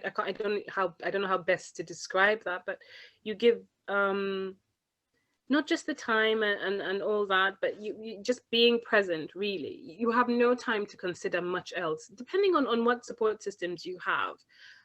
But it's everything from breastfeeding to, I mean, my daughter breastfed for 2 whole years. She wouldn't sleep unless she was breastfeeding. Just all kinds of mini dramas. That's 2 whole years, Gina, where I can't just go up and do whatever, or just sit down and watch whatever. And her brother was not like that at all. He was a different baby. Like, there's just so many things that you can't anticipate. When you look back and you think, 2 whole years of that's mad. But I think the greatest thing about it all is that they grow. They grow up to be these wonderful, little beings. And I think this is why I'm enjoying them so much now, because I feel that I'm approaching that balance where I can be myself more and still feel like, a present mom. And I think it'll come to everybody if you just allow it, really. Yusuff, I feel like I've bored you with this motherhood talk. I'm sorry. Oh, no. I'm intrigued by this. I'm even thinking of different ways to like expand the conversation. Trust me. It's a very interesting conversation. I feel like on the flip side that I know one of my close friends, he's about to have his second child in close succession. And I remember seeing him before lockdown and saying to him, good luck. And I meant it in a sense that because I really understand now, he's really said that he's happy his daughter's here, but he still feels a bit drained because he has, in the sense that he has to do everything. Because now his girlfriend is pregnant. Her first pregnancy wasn't great in terms of like just how she was. So now that she's in their second pregnancy, he's still working, and then his daughter's at home. So when he gets in, he has to look after his daughter, cook dinner, look after his girlfriend, and then they'll watch something together. And he's like, I don't get no time. And it's almost like he's lost his like he has no him time, his identity, and like he rarely comes in the WhatsApp group, understanding because priority is priority. But it's really interesting from the flip side of how in some ways he's kind of similar, that he doesn't even know who he is anymore. And I suppose you in some ways you have to go through that stage as a parent, I'm guessing. I think you just have to accept it, which is not something that I did from the get-go, and I wish I had done, because it doesn't last forever. Everything passes, So I wish I had had that mentality and just thought to myself, come on, Emily, you're going to do this for 5-6 years, whatever, and then, there will be light at the end of the tunnel, as it was. Are you guys looking forward to having kids? Do you all want to have kids? Yeah, I do. I've wanted to have kids for years. I do. Yeah. I'm scared. I guess my thing is just more my body. I'm just gonna be honest, girl. I'm just scared. That's my daily worries. I'm just like, and call me selfish, and it is selfish, but yes, I'm worried about. I think you'll be fine, Gina. Snapping back. I'm worried about not being able to work out, because it's something that I generally really enjoy and I love, and it's brilliant for my mental. So I'm just like, I pray I have a really nice pregnancy that allows me to be able to work out, because not everyone's pregnancy is smooth sailing. Not everybody can actually work out. So it's great to say oh yeah, I'm gonna work out. Do you know what I mean? But you're not in control of what happens. So like those are just things that I think about. But obviously, besides that, I'm ecstatic. I guess, yeah, I just can't wait to. I feel like having a human that looks like you, if they look like you, is. I'm just gonna be like, it's great. I think those are legitimate concerns as well. To be honest, you know, wait, you fupa boobs, like yeah, you know what it is. The human, because I did a pre and postnatal course for training PTing, and when I was going through the course and they were literally talking about all the changes and stuff, I thought like it's a lot. No, like biologically, whatever the word is, like so much happens to your body. Yeah, it's mad. I think men should attend that class too. By the way, it's scary. Like the transition. To be honest, and a lot of people. No, go on, Gina. Sorry. As I say, a lot of people always say that they don't kind of go. You never go back to who you was prior. You have to just accept and adapt to the new you. It's not okay, after I have a baby, I'm going back to how I used to be. Do you get what I mean? Yeah. It's like no, this is now the new norm. I have to accept and get used to, because not everything goes back to how it was. So again, that's also something that you're gonna have to like battle with. I think who wants to go back? Yusuff, you're looking at me like you. Huh? Like what? Go on. What'd you say? No, go on. No, I said you're looking at me like you vain motherfucker. Oh no, not at all. No, what did you say? I was gonna say who actually wants to go back, because to me, obviously having a child is a blessing, isn't it? And it's like a progression of life. I don't want to go back. No, I meant physically, by the way. Oh, physically. I'm talking about physically. I thought you meant mentally. Yeah, physique. I'm not talking about. No. Oh yeah, obviously you want to go back to physically what you was, which I understand. Luckily, I'm a man. I ain't got no worries. Hey, you don't have any of these worries, and that's what really annoys me. Yeah, because I'm like, wait. I have mental worries, emotional worries, and the financial worries. And you might not be able to help. But hold on, I'm gonna have all of those on top of the physical. And that's why you're a queen. You're a queen, you're a goddess, you're an empress. You know what I mean? You're a goddess. Get out of here. No, but the thing is, that's why I put women on the pedestal, because you guys give birth. You guys are the bearers of life. So listen, God have bestowed that on you, and you got to deal with it, innit? You know, also, yeah. Okay, Yusuff, obviously I'm talking about Vikings. Sorry, guys. I'm on no spoilers. So you know, season 2. Wait. No spoilers. You know, I skip it because I'm starting to watch. Okay, no. Let's clarify. Let's not talk about Viking. Are you going to use an example? No. Because I'm giving an example, but it's an example that's very generic. It's okay, but it's not. It's not a spoiler. I've been getting bare emails moaning about Vikings, isn't it? So just no spoilers, isn't it? Okay. No, it's guys. What I'm saying, I'm not talking about something that happened specific. Like, just let me land. I know what I'm doing. Basically, I was going to say, when I watch Vikings and I see how the women give birth, that's what I'm saying. How women give birth, like how they gave birth back in the day, it literally was raw. Like you're not in a hospital, you're at home in your bed with a bucket of hot water and a freaking flannel and bare blood. There's no epidural, there's no gas, there's no pain relief. It's just pure, or not even vibes. It's just pure agony. Like obviously now, and I know that like in the old. No, but you know how, do you know what I mean? Like, you know, like in the olden days, I'm pretty sure that's how it was like back home and stuff. Like your great grandparents weren't giving birth with air and gas and all that stuff. They just gave birth naturally. So I just think it's mad how the human body is designed to give birth naturally without all these extra add-ons. And obviously now we have the luxury of air and gas, epidurals, water births, things that are meant to kind of make it a bit easier, but and it already is a madness. So imagine without all of that. That's mad. That's all I wanted to say about Vikings. Okay. Yeah, no, it's crazy. I get you still. I get you. It is. It's actually crazy. Again, that's what I'm saying. God has bestowed this on you guys, man. Yeah, like to be honest, I always see it as like children are a blessing and women are a blessing. the right one. Yeah. Not all women. I'm going to be real. Some women are terrorists, but that's for another day. But in general, I look forward, as Yusuff said, as the natural progression. And even when Emily said, "Oh, men should go on this course and whatever," me personally, where I'm at in life, I'd go, happily go, because I just want to be involved and make the burden easier. Yeah, that's what I'm here for in general. It's a shame because you never cared. You never cared. You know how when you might have a man or woman, and it's like, she's pregnant. Okay, cool. You're having the baby. I don't see it like that, you know. I know you're giving birth, but to me, we are having this baby. Yeah. I'm here for this. You're giving birth, fine, but this is us. That's my baby, not your baby.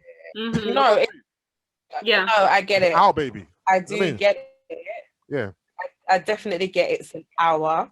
Yeah, it's our baby. However, no, I understand it's in you. I get it. Yeah, and also when we are being honest, your life doesn't change as drastically as the woman's does. Yeah, okay, yeah, but that's as drastically. In the sense of no, I know, and there's nothing you can do about that. That's between me and God. Yeah, exactly. Isn't it? go on, ask your father. Like, think about it, right? Do you know what I mean? But think about it. It's like you can still potentially go to work like from beginning to end. Yep. You obviously you'll take paternity if you want off and stuff like that, but just even like your normal day to day, like you'd be able to go to work or go to the gym with your boys or go and play football, maybe not to the same degree as before, but extent. But the burden, even stuff like breastfeeding, fam, you're gonna have someone on your tit like whenever, you know what I mean, like, and it's mad because like my nephew, when I look at my nephew and my sister-in-law, my nephew is so attached to her. I feel sorry for her. And even like the other day we were I think we were just chilling, and then like our Sandals was feeding him, and she was like, you might not know or you might think I'm being really weird, but you don't understand how much this means to me. And we're like, what do you mean? She was like, even you just feeding him, even though it's 5 minutes or even less, she's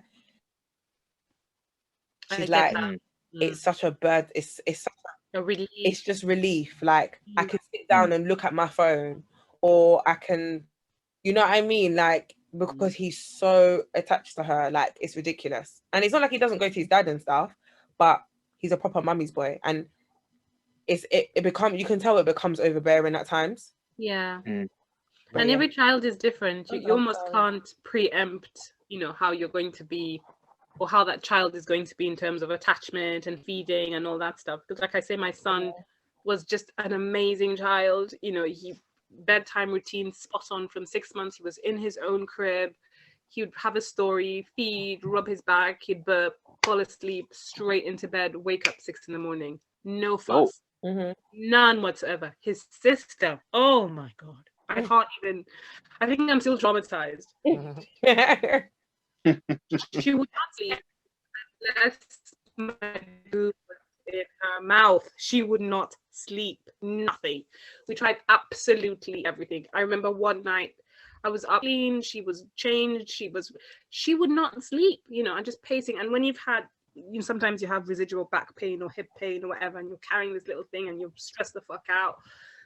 I was this close to throwing her out the window. I was just like, come take it because I can't deal with it. Whoa. Yeah, I was fed up. Absolutely fed up. Michael Jackson. Did you hear the other...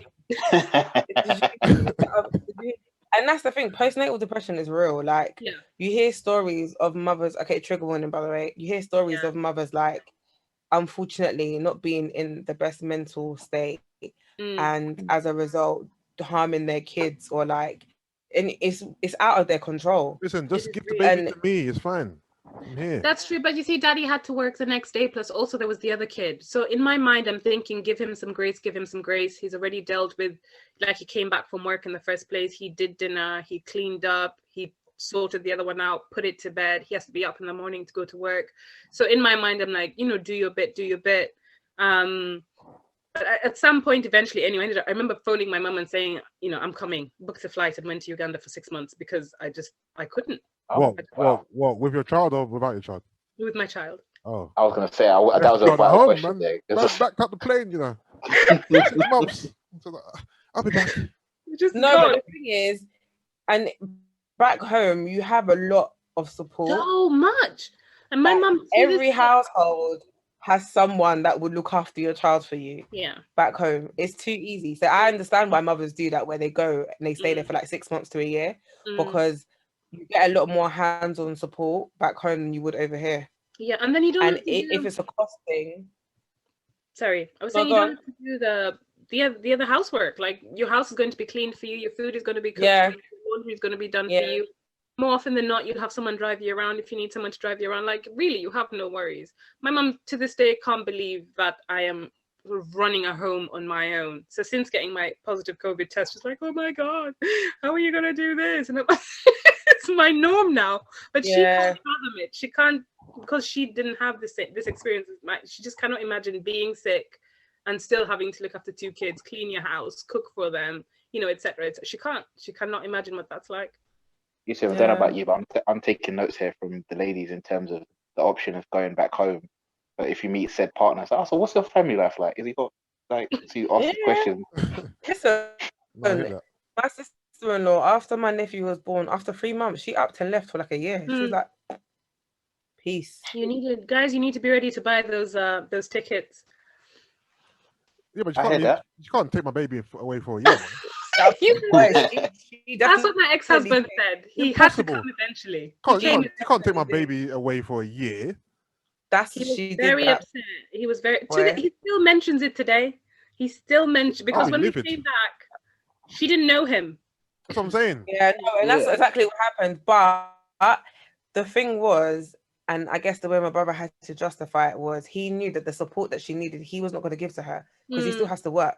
So for him, he can't be hands-on. She's a first-time mum, and she hasn't got a son she's got a son that's very clingy. So he can't provide. He won't be able to give her the adequate support she needs. Wow. So he understood after a while. Yeah. But then he went and was like, "Oh yeah, you are coming back."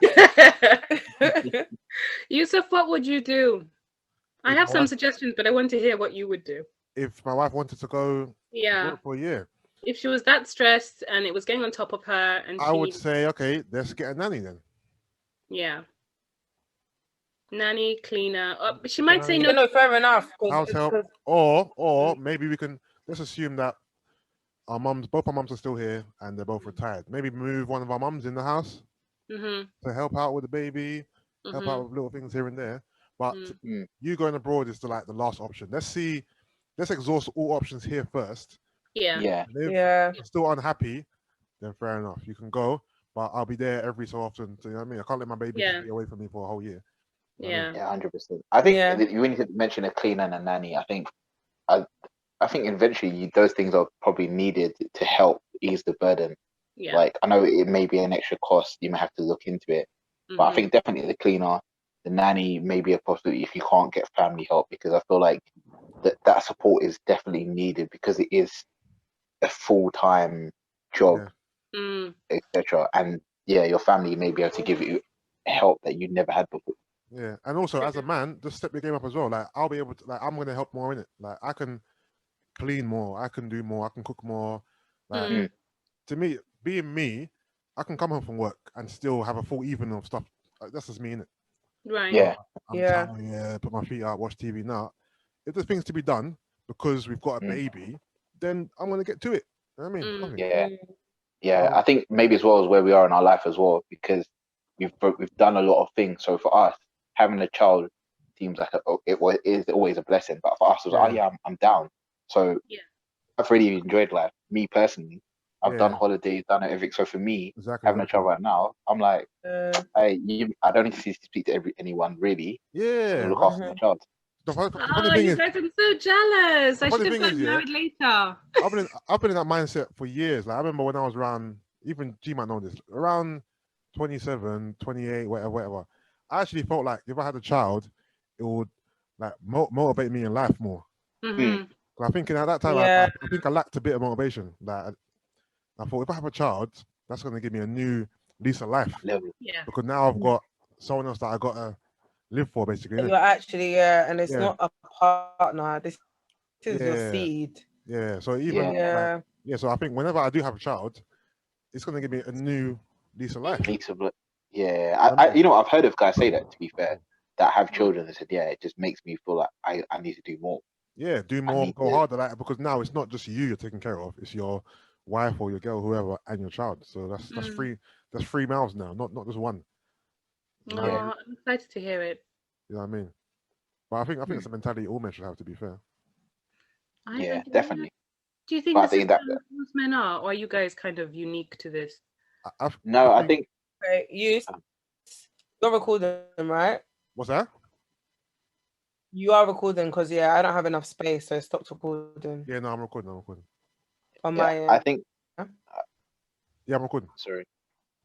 I don't think we're unique. I feel like there is groups of guys, a lot of guys like us, but it's just because, you know what, sometimes I feel like it depends on what you've done. In some cases, some guys have had loads of experiences.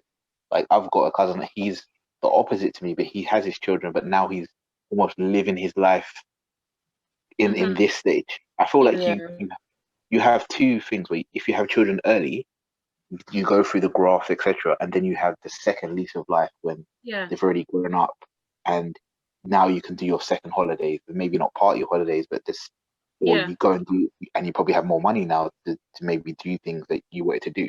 You just it's a balance thing, but I think me and Yusuff both have the same mentality where children are a blessing, regardless of where you are in life. They're just a blessing. Yeah. I think that's more what men around us should have, that kind of. I think men around us do have that, but other men in society should have that thing. Children are a blessing. Yeah. I think so. That's just. I agree. I can't wait to have some. You want to be a stay-at-home mom? You know what? I asked her if she should be a stay-at-home mom. You know what? Outrageous. Not because I don't want to be, but the thing with me is I get bored very easily, and my brain won't allow it. So I can't. You know what I mean? Yeah. So no, like, as in not have anything like a career or like a business or no.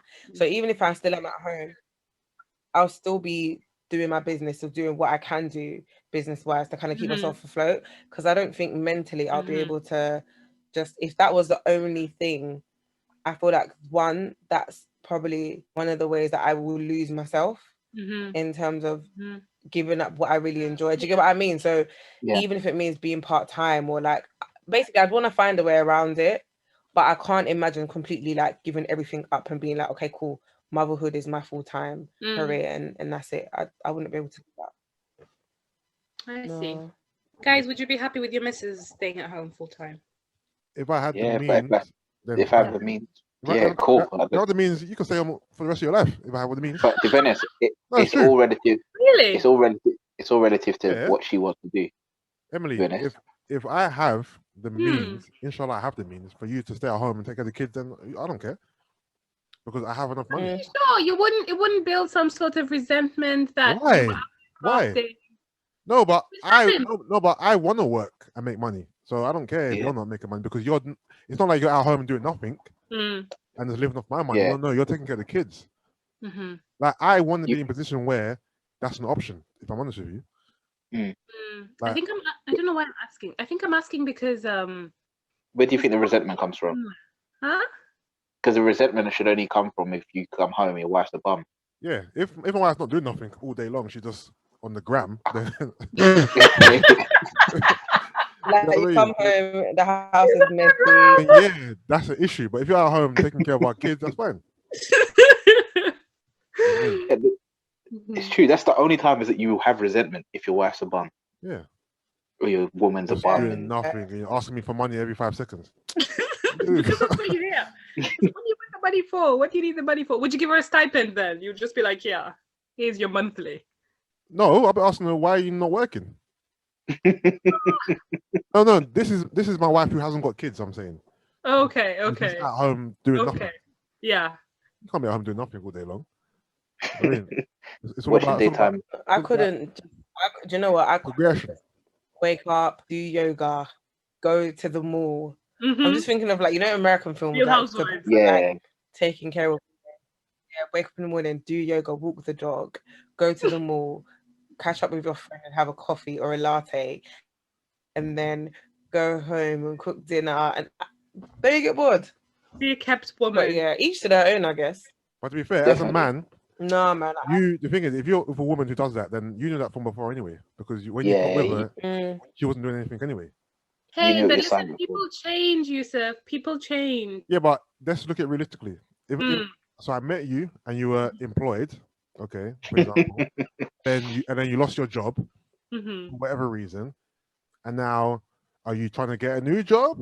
Have you given up on working at all? Like, what's actually happening? Like, you know, I decided that I no longer want to work. Exactly. Why? I've seen your bank balance. But why You've got enough to keep us going. I don't know what I want to do next. The 9-to-5 life is not for me. I've decided. Yeah. Yeah. What's your plan? What's your plan? Live off me for the rest of your life, basically. We're man and wife. No. What's your plan? I don't hear a plan here. I just hear you piggybacking. The plan is to live off. I might join the board of a charity. You know. My wife can't say to me, "My plan is to live off you." That's impossible. No, you know what? Funny thing is, what program was it? Was it that first date thing that on Netflix? What was that thing on Netflix where they spoke over? Love is Blind. Yes. Don't you remember the woman? She was like, she had like student loan debt. She had a credit card debt of only. I feel like the one that got married. The one. Yeah. And obviously, everyone was like, he's only marrying her because they have good sex, and he's physically attracted to her. But on paper, dead reason. On paper, yeah, she was a bum. She had a lot of debt. Yeah, she had a lot of debt. She didn't finish her like degrees. She was just kind of like a free-spirited, I'm just gonna wing it kind of person. Right, she was a float. Okay, let's have kids now then. Let's bang out kids back to back. Oh my gosh. And if she doesn't want to. No, because then no, let's justify why you're living off me, innit? So let's have some kids and then you earn your keep. But I don't think you, Yusuff, in that situation on that show, if you met a woman like that, you'd probably run. Of course I run. I'd be like, bye. See ya. Yeah, because I think it wasn't the fact that she wanted to be a housewife.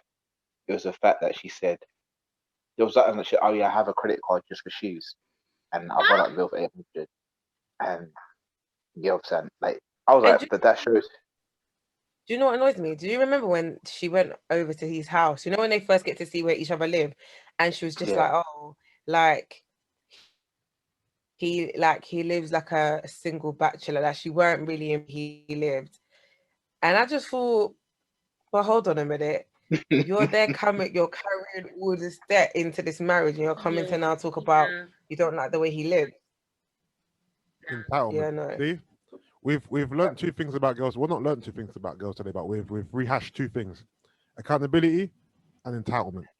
Those two poisonous traits. Yeah? Are brazy. Do better. Are actually brazy. Do better. I actually like that show. You know, at first I was thinking, why am I watching this nonsense? No, you know what? I like human. Yeah. I like human experiments. You know, like when you get people in the house and oh my god, has anyone ever watched Temptation Island? Oh, Jason, you surprised me. You watched this crap. No, you know what? I'll tell you how I got into this. So you watched it. No, I watched it because it was a really interesting experiment. I would make it short. Basically, it's two it's couples. They go on this. I think they go to Hawaii, to Ireland, 2 different villas.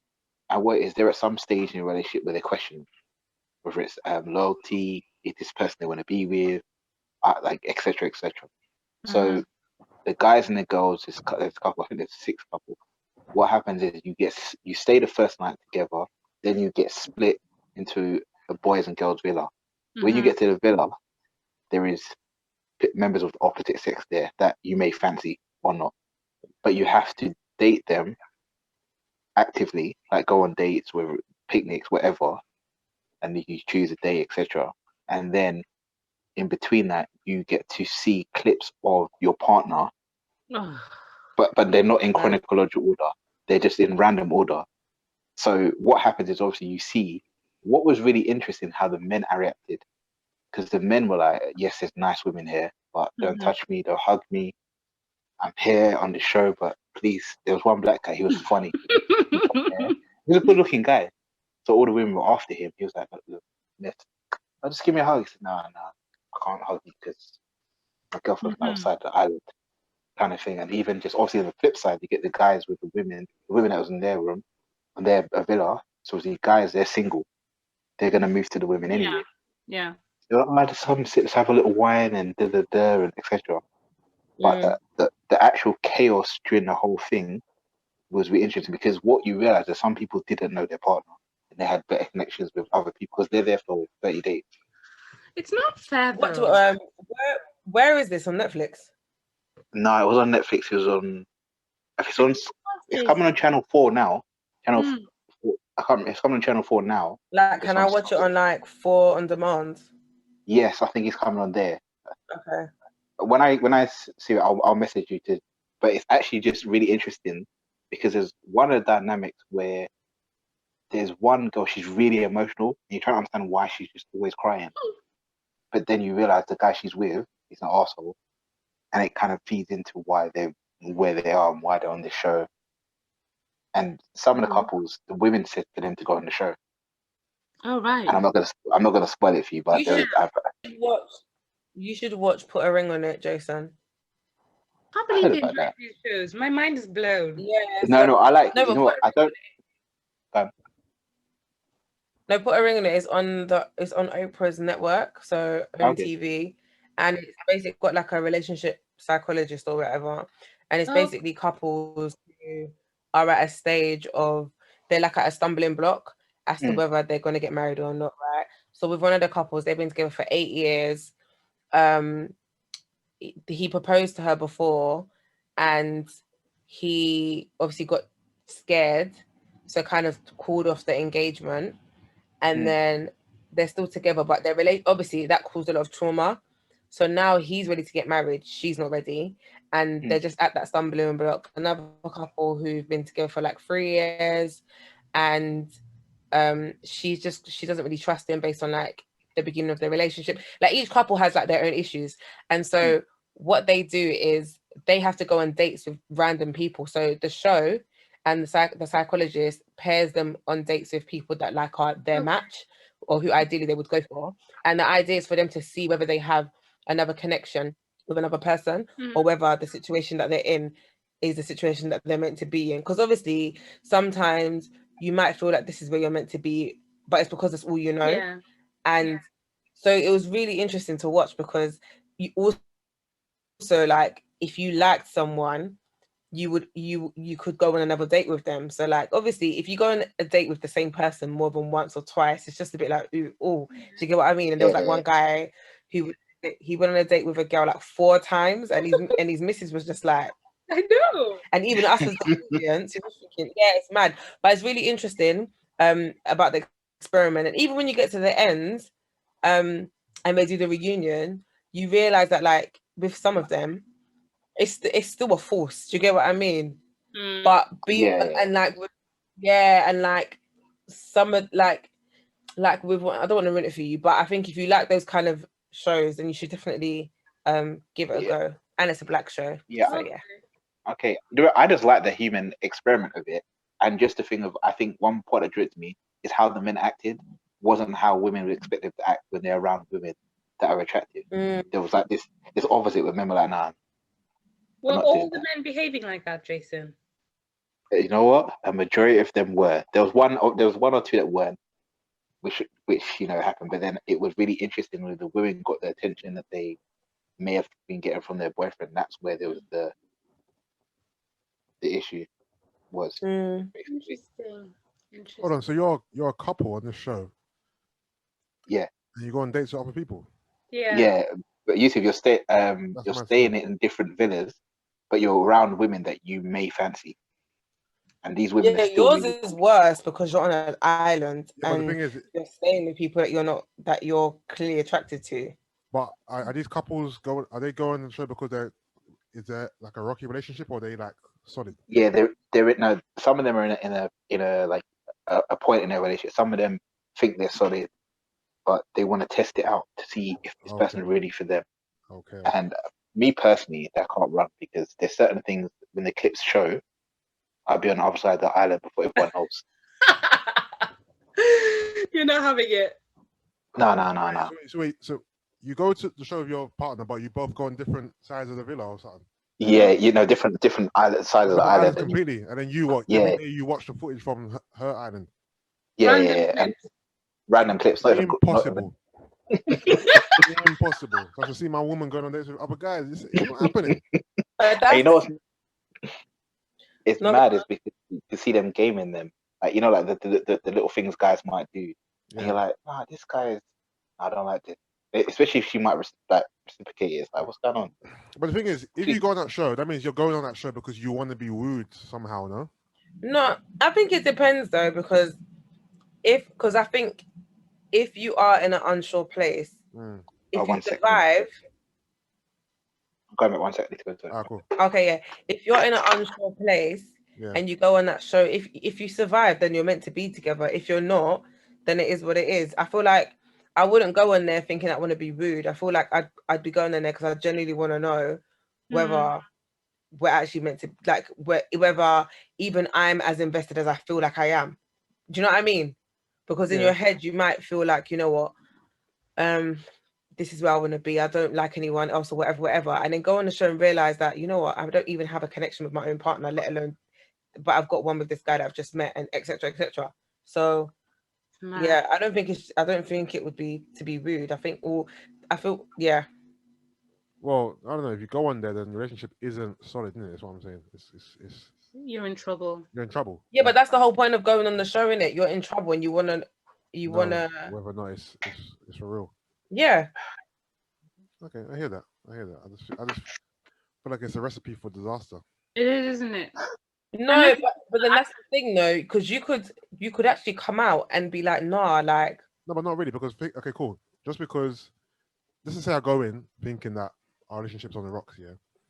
Just because you present me with, I don't know, 10 girls, who to say I even like these 10 girls? But this is the point I'm making, though, because. Don't mean that me and my girl still ain't rocky just because I don't like these 10 girls. No, but then it might put you in a position to appreciate each other a lot more, or want to actively work on your relationship. It's not meant, do you know what I mean? Like, so I'm not saying that it's going to completely fix everything overnight, but it might just bring you to that point of the realization of whether I'm holding on to something that I shouldn't be holding on to. Like, I'm genuinely no longer invested, or, you know what? This has really made me appreciate my partner so much more. Yeah, and when I get back, I want to fix it. So it literally can go either way. And like Jason said, you get to see how your partner interacts. So again, you might be thinking that, nah, you know what, we're not in a good place, but my man loves me, he respects me, he wouldn't, you know what I mean? He knows what on this show, he knows that I'm gonna see. But then if you're watching and you're seeing your man disrespect you, that's all you need to know. Yeah, and I think sometimes you don't realize that. Examples that you might think your partner's a flirt, so you're onto them that they're a flirt. But then in that show, you might think, actually, you know what? They're not actually a flirt because they're very they might be very respectful, the opposite. And you kind of see them in that light. You're like, oh shoot, and it's what it's like. It's really one that's really interesting. Is like there's one couple where the woman's punching, and you don't realize she's punching until basically he walks in, and all the other women are like, yo. What's going on here? Yeah, it gets a bit sticky, but she's the one with the most belief in her. She brought them there. I find it weird. I find it weird when a woman's punching. Like when a man's punching, it kind of makes sense to me. But when a woman punches, I'm like, what? Yeah, but she might be punching. No, she might have been there before the glow up, or she might have been there before. Maybe. You know what I mean? Maybe. No, but you understand what I mean, though? I just find it weird when I see the woman. I'm not talking about physically, but it could even be physically, financially. Like she literally has been there from. I'm talking about physically when I say that. Yeah, exactly. But physically, she could have been there with him young, and at the time she was in her prime, and obviously she just peaked too early. But obviously, love no. So. You know what I mean? So it's a bit of a sticky one, but what we do. But look at T.I. and Tiny. For how many years did Tiny not always get dogged? People used to go on T.I.'s page and pop a diss in the comments and literally be like, bruh. like tiny Ti. Make it make sense. Yeah. But Tiny isn't. Tiny she's just a very unique Bruv, Yusuff. person. No, she's punching. Punching. She's punching, but she's not because one, remember, she's tiny from Escape, so she's got. True. But no, Yusuff. Look what you just said before. We're talking based on looks, though. So don't. Cool. All right, look. Okay, looks. Cool. We're not coming to add. She wasn't. She wasn't that bad. Because remember, I'm going to turn around and tell you that Jay-Z is punching. No, hear me out. He is. Tiny back in Escape days wasn't looked upon as ugly. She was just like a small little light skin girl, innit? She wasn't like. I know, but she's still punching. Yeah, she's punching because no, she's punching. I think what Gina said. No, she's punching. No, she is punching, but I get it. Is what I'm saying, innit? Not for me, but for Tina.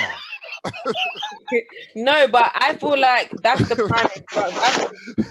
prime example that I'm giving though. Like, obviously, like you said, back in the day, she weren't dead, but peak no. You know how she peaked early, as Gina said. She peaked early.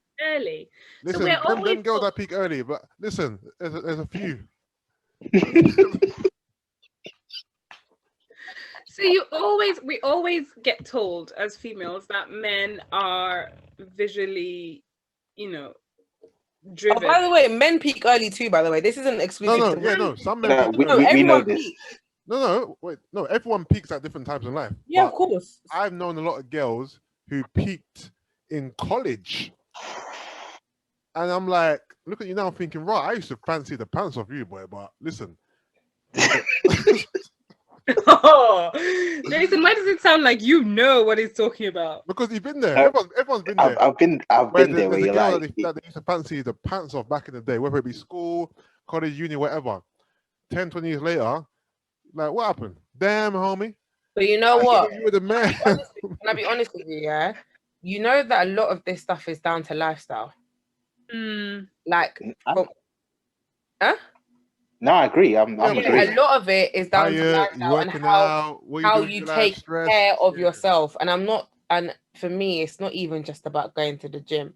I'm talking about everything. Do you get what I mean? Like whether you smoke, drink, like literally your lifestyle, right? So that's why I agree with you. And it goes both ways. There's guys that when I was in school where the pengest guys on road, and you look at them now, you're thinking, oh, you aged really badly. Or, the same with girls, and also it could be what you have in your heart. You know how they always say, like, ugly people, if you're an ugly person inside, it shows, because like all that stuff ages you. So honestly, I believe that it's a lifestyle thing, and the lifestyle choices that you make, definitely. Yeah, you know what, you're right. And you know what's the saddest part is when they don't realize that they've aged like milk. Yeah. They have the same attitude. Sour milk, bro. And no, it's when they start reaching out to you, and that's when it's really bad. Oh, wow.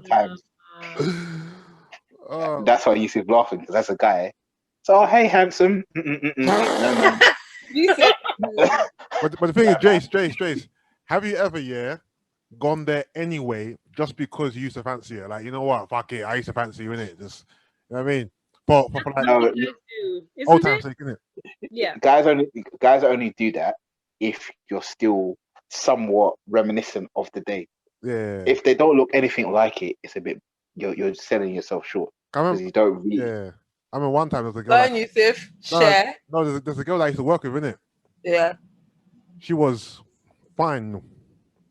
Fine, no. But at the time, she wasn't giving me much play. Like, she gave me a little bit of play, but not all the play. You know what I'm trying to say? So nothing really happened in it. We had a few little rendezvous, but nothing happened in it. It was just whatever. And then years later, I'm talking about maybe 15 years later, this girl comes knocking at my door, not literally, and she had gained a lot of weight.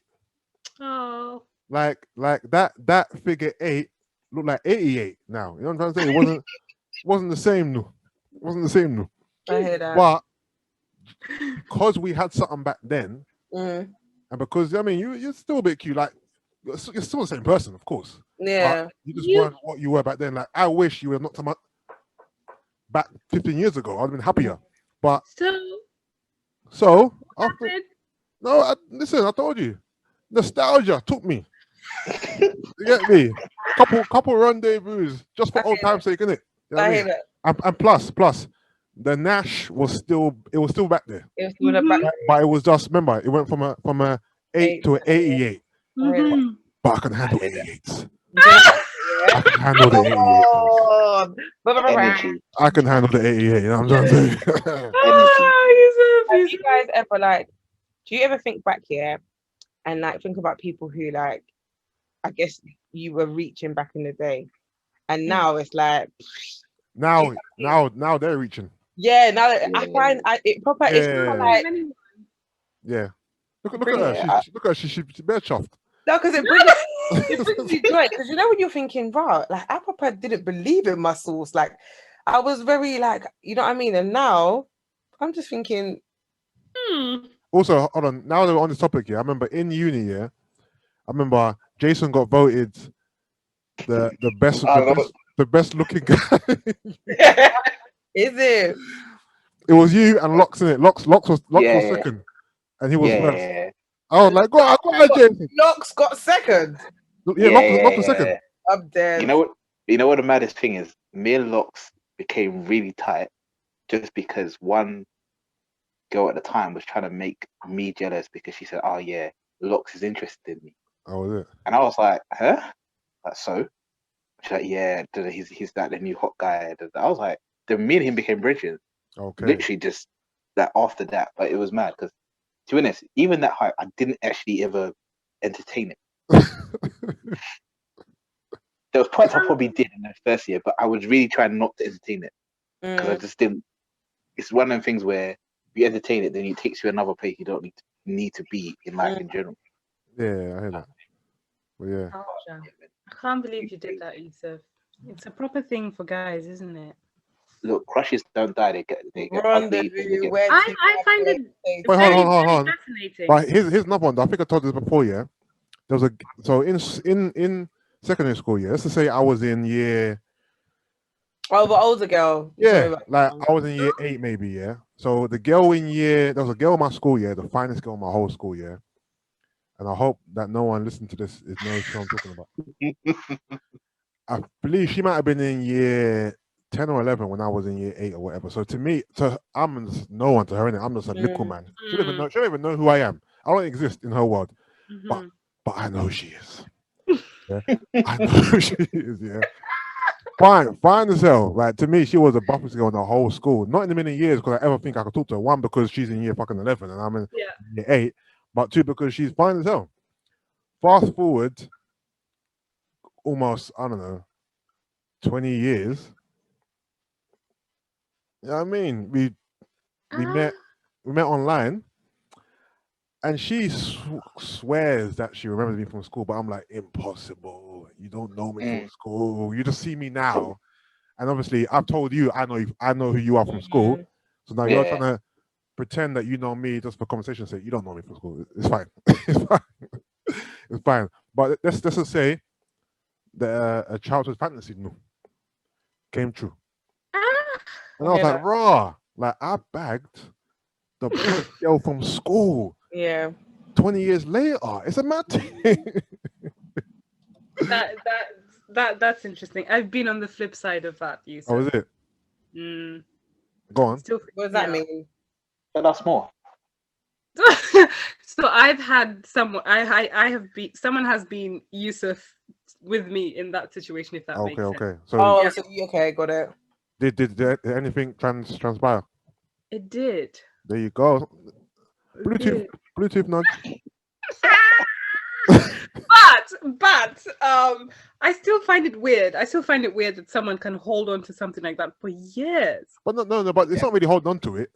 It's not holding on, but it's like, okay, cool. Sorry, let's just say there's a girl or guy that you fancied in school, and then 20 years later you see them.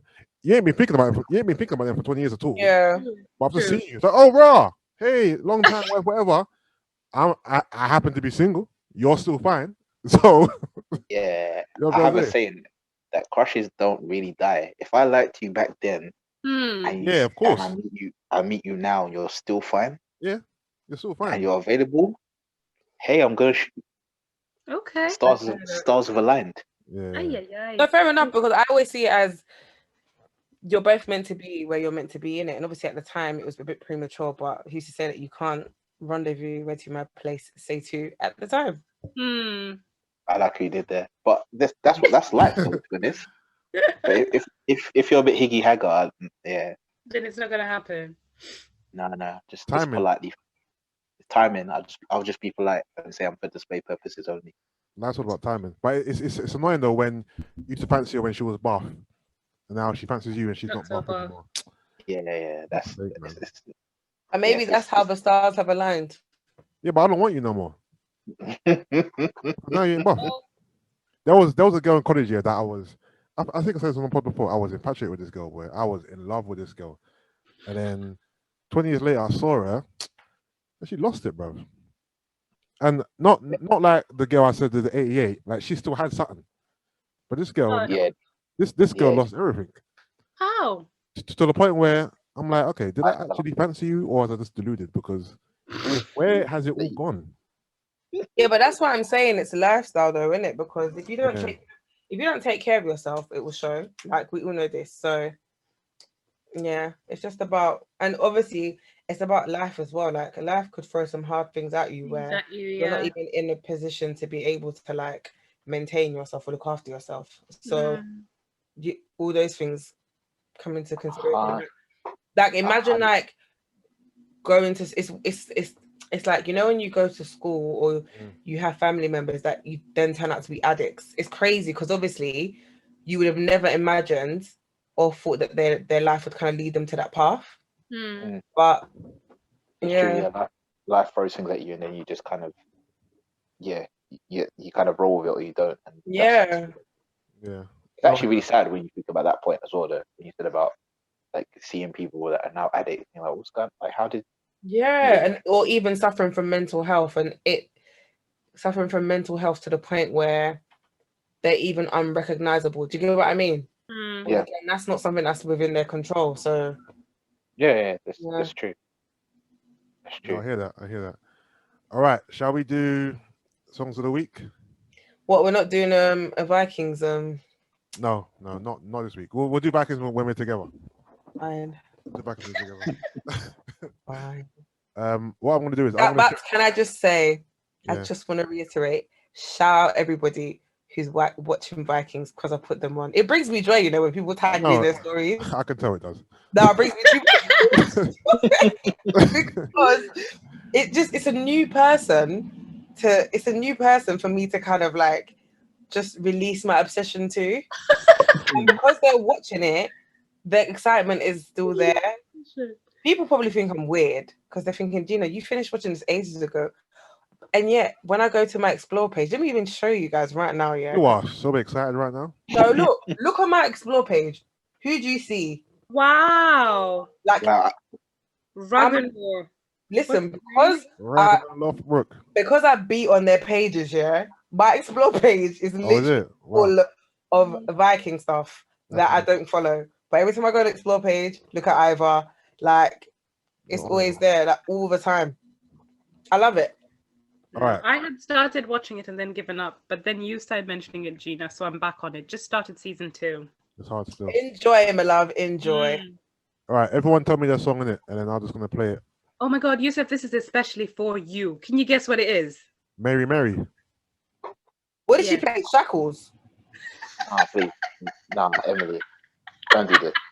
Wow. No, I cannot be on Meters After 7 and play anything other than that. This is especially for you, Yusuff. 1 second. If you ever saw how our faces are right now. Is that a 90s song? I don't even know where. I think so. What's the song? Shakles. It's hard out here. The little intro. Oh, Sid will know what I'm talking about when he listens. All right, so this is Emily's song of the week, Mary with Shakles. Praise you. Right. All right, cool. Songs of the week done. Good pod. Nice mature content. You get me? Nice mature content. Thank you for having me. Thank you guys for coming on. Once we're back on this, once everyone's finished with their self-isolation, let's do this again, but in person. Emily, I know you live quay away, but obviously you can sort it out. for when you're available and that. But yeah, I think we'll have a better conversation if we're all together. I think it'll be good stuff. Yeah. I look forward to that. Same. All right, cool. I've been the do-rag wearing, JE loving, Mr. Wingo, Mr. Vibes, Jason. Wingo's my dog. Okay, I have been. What about my body?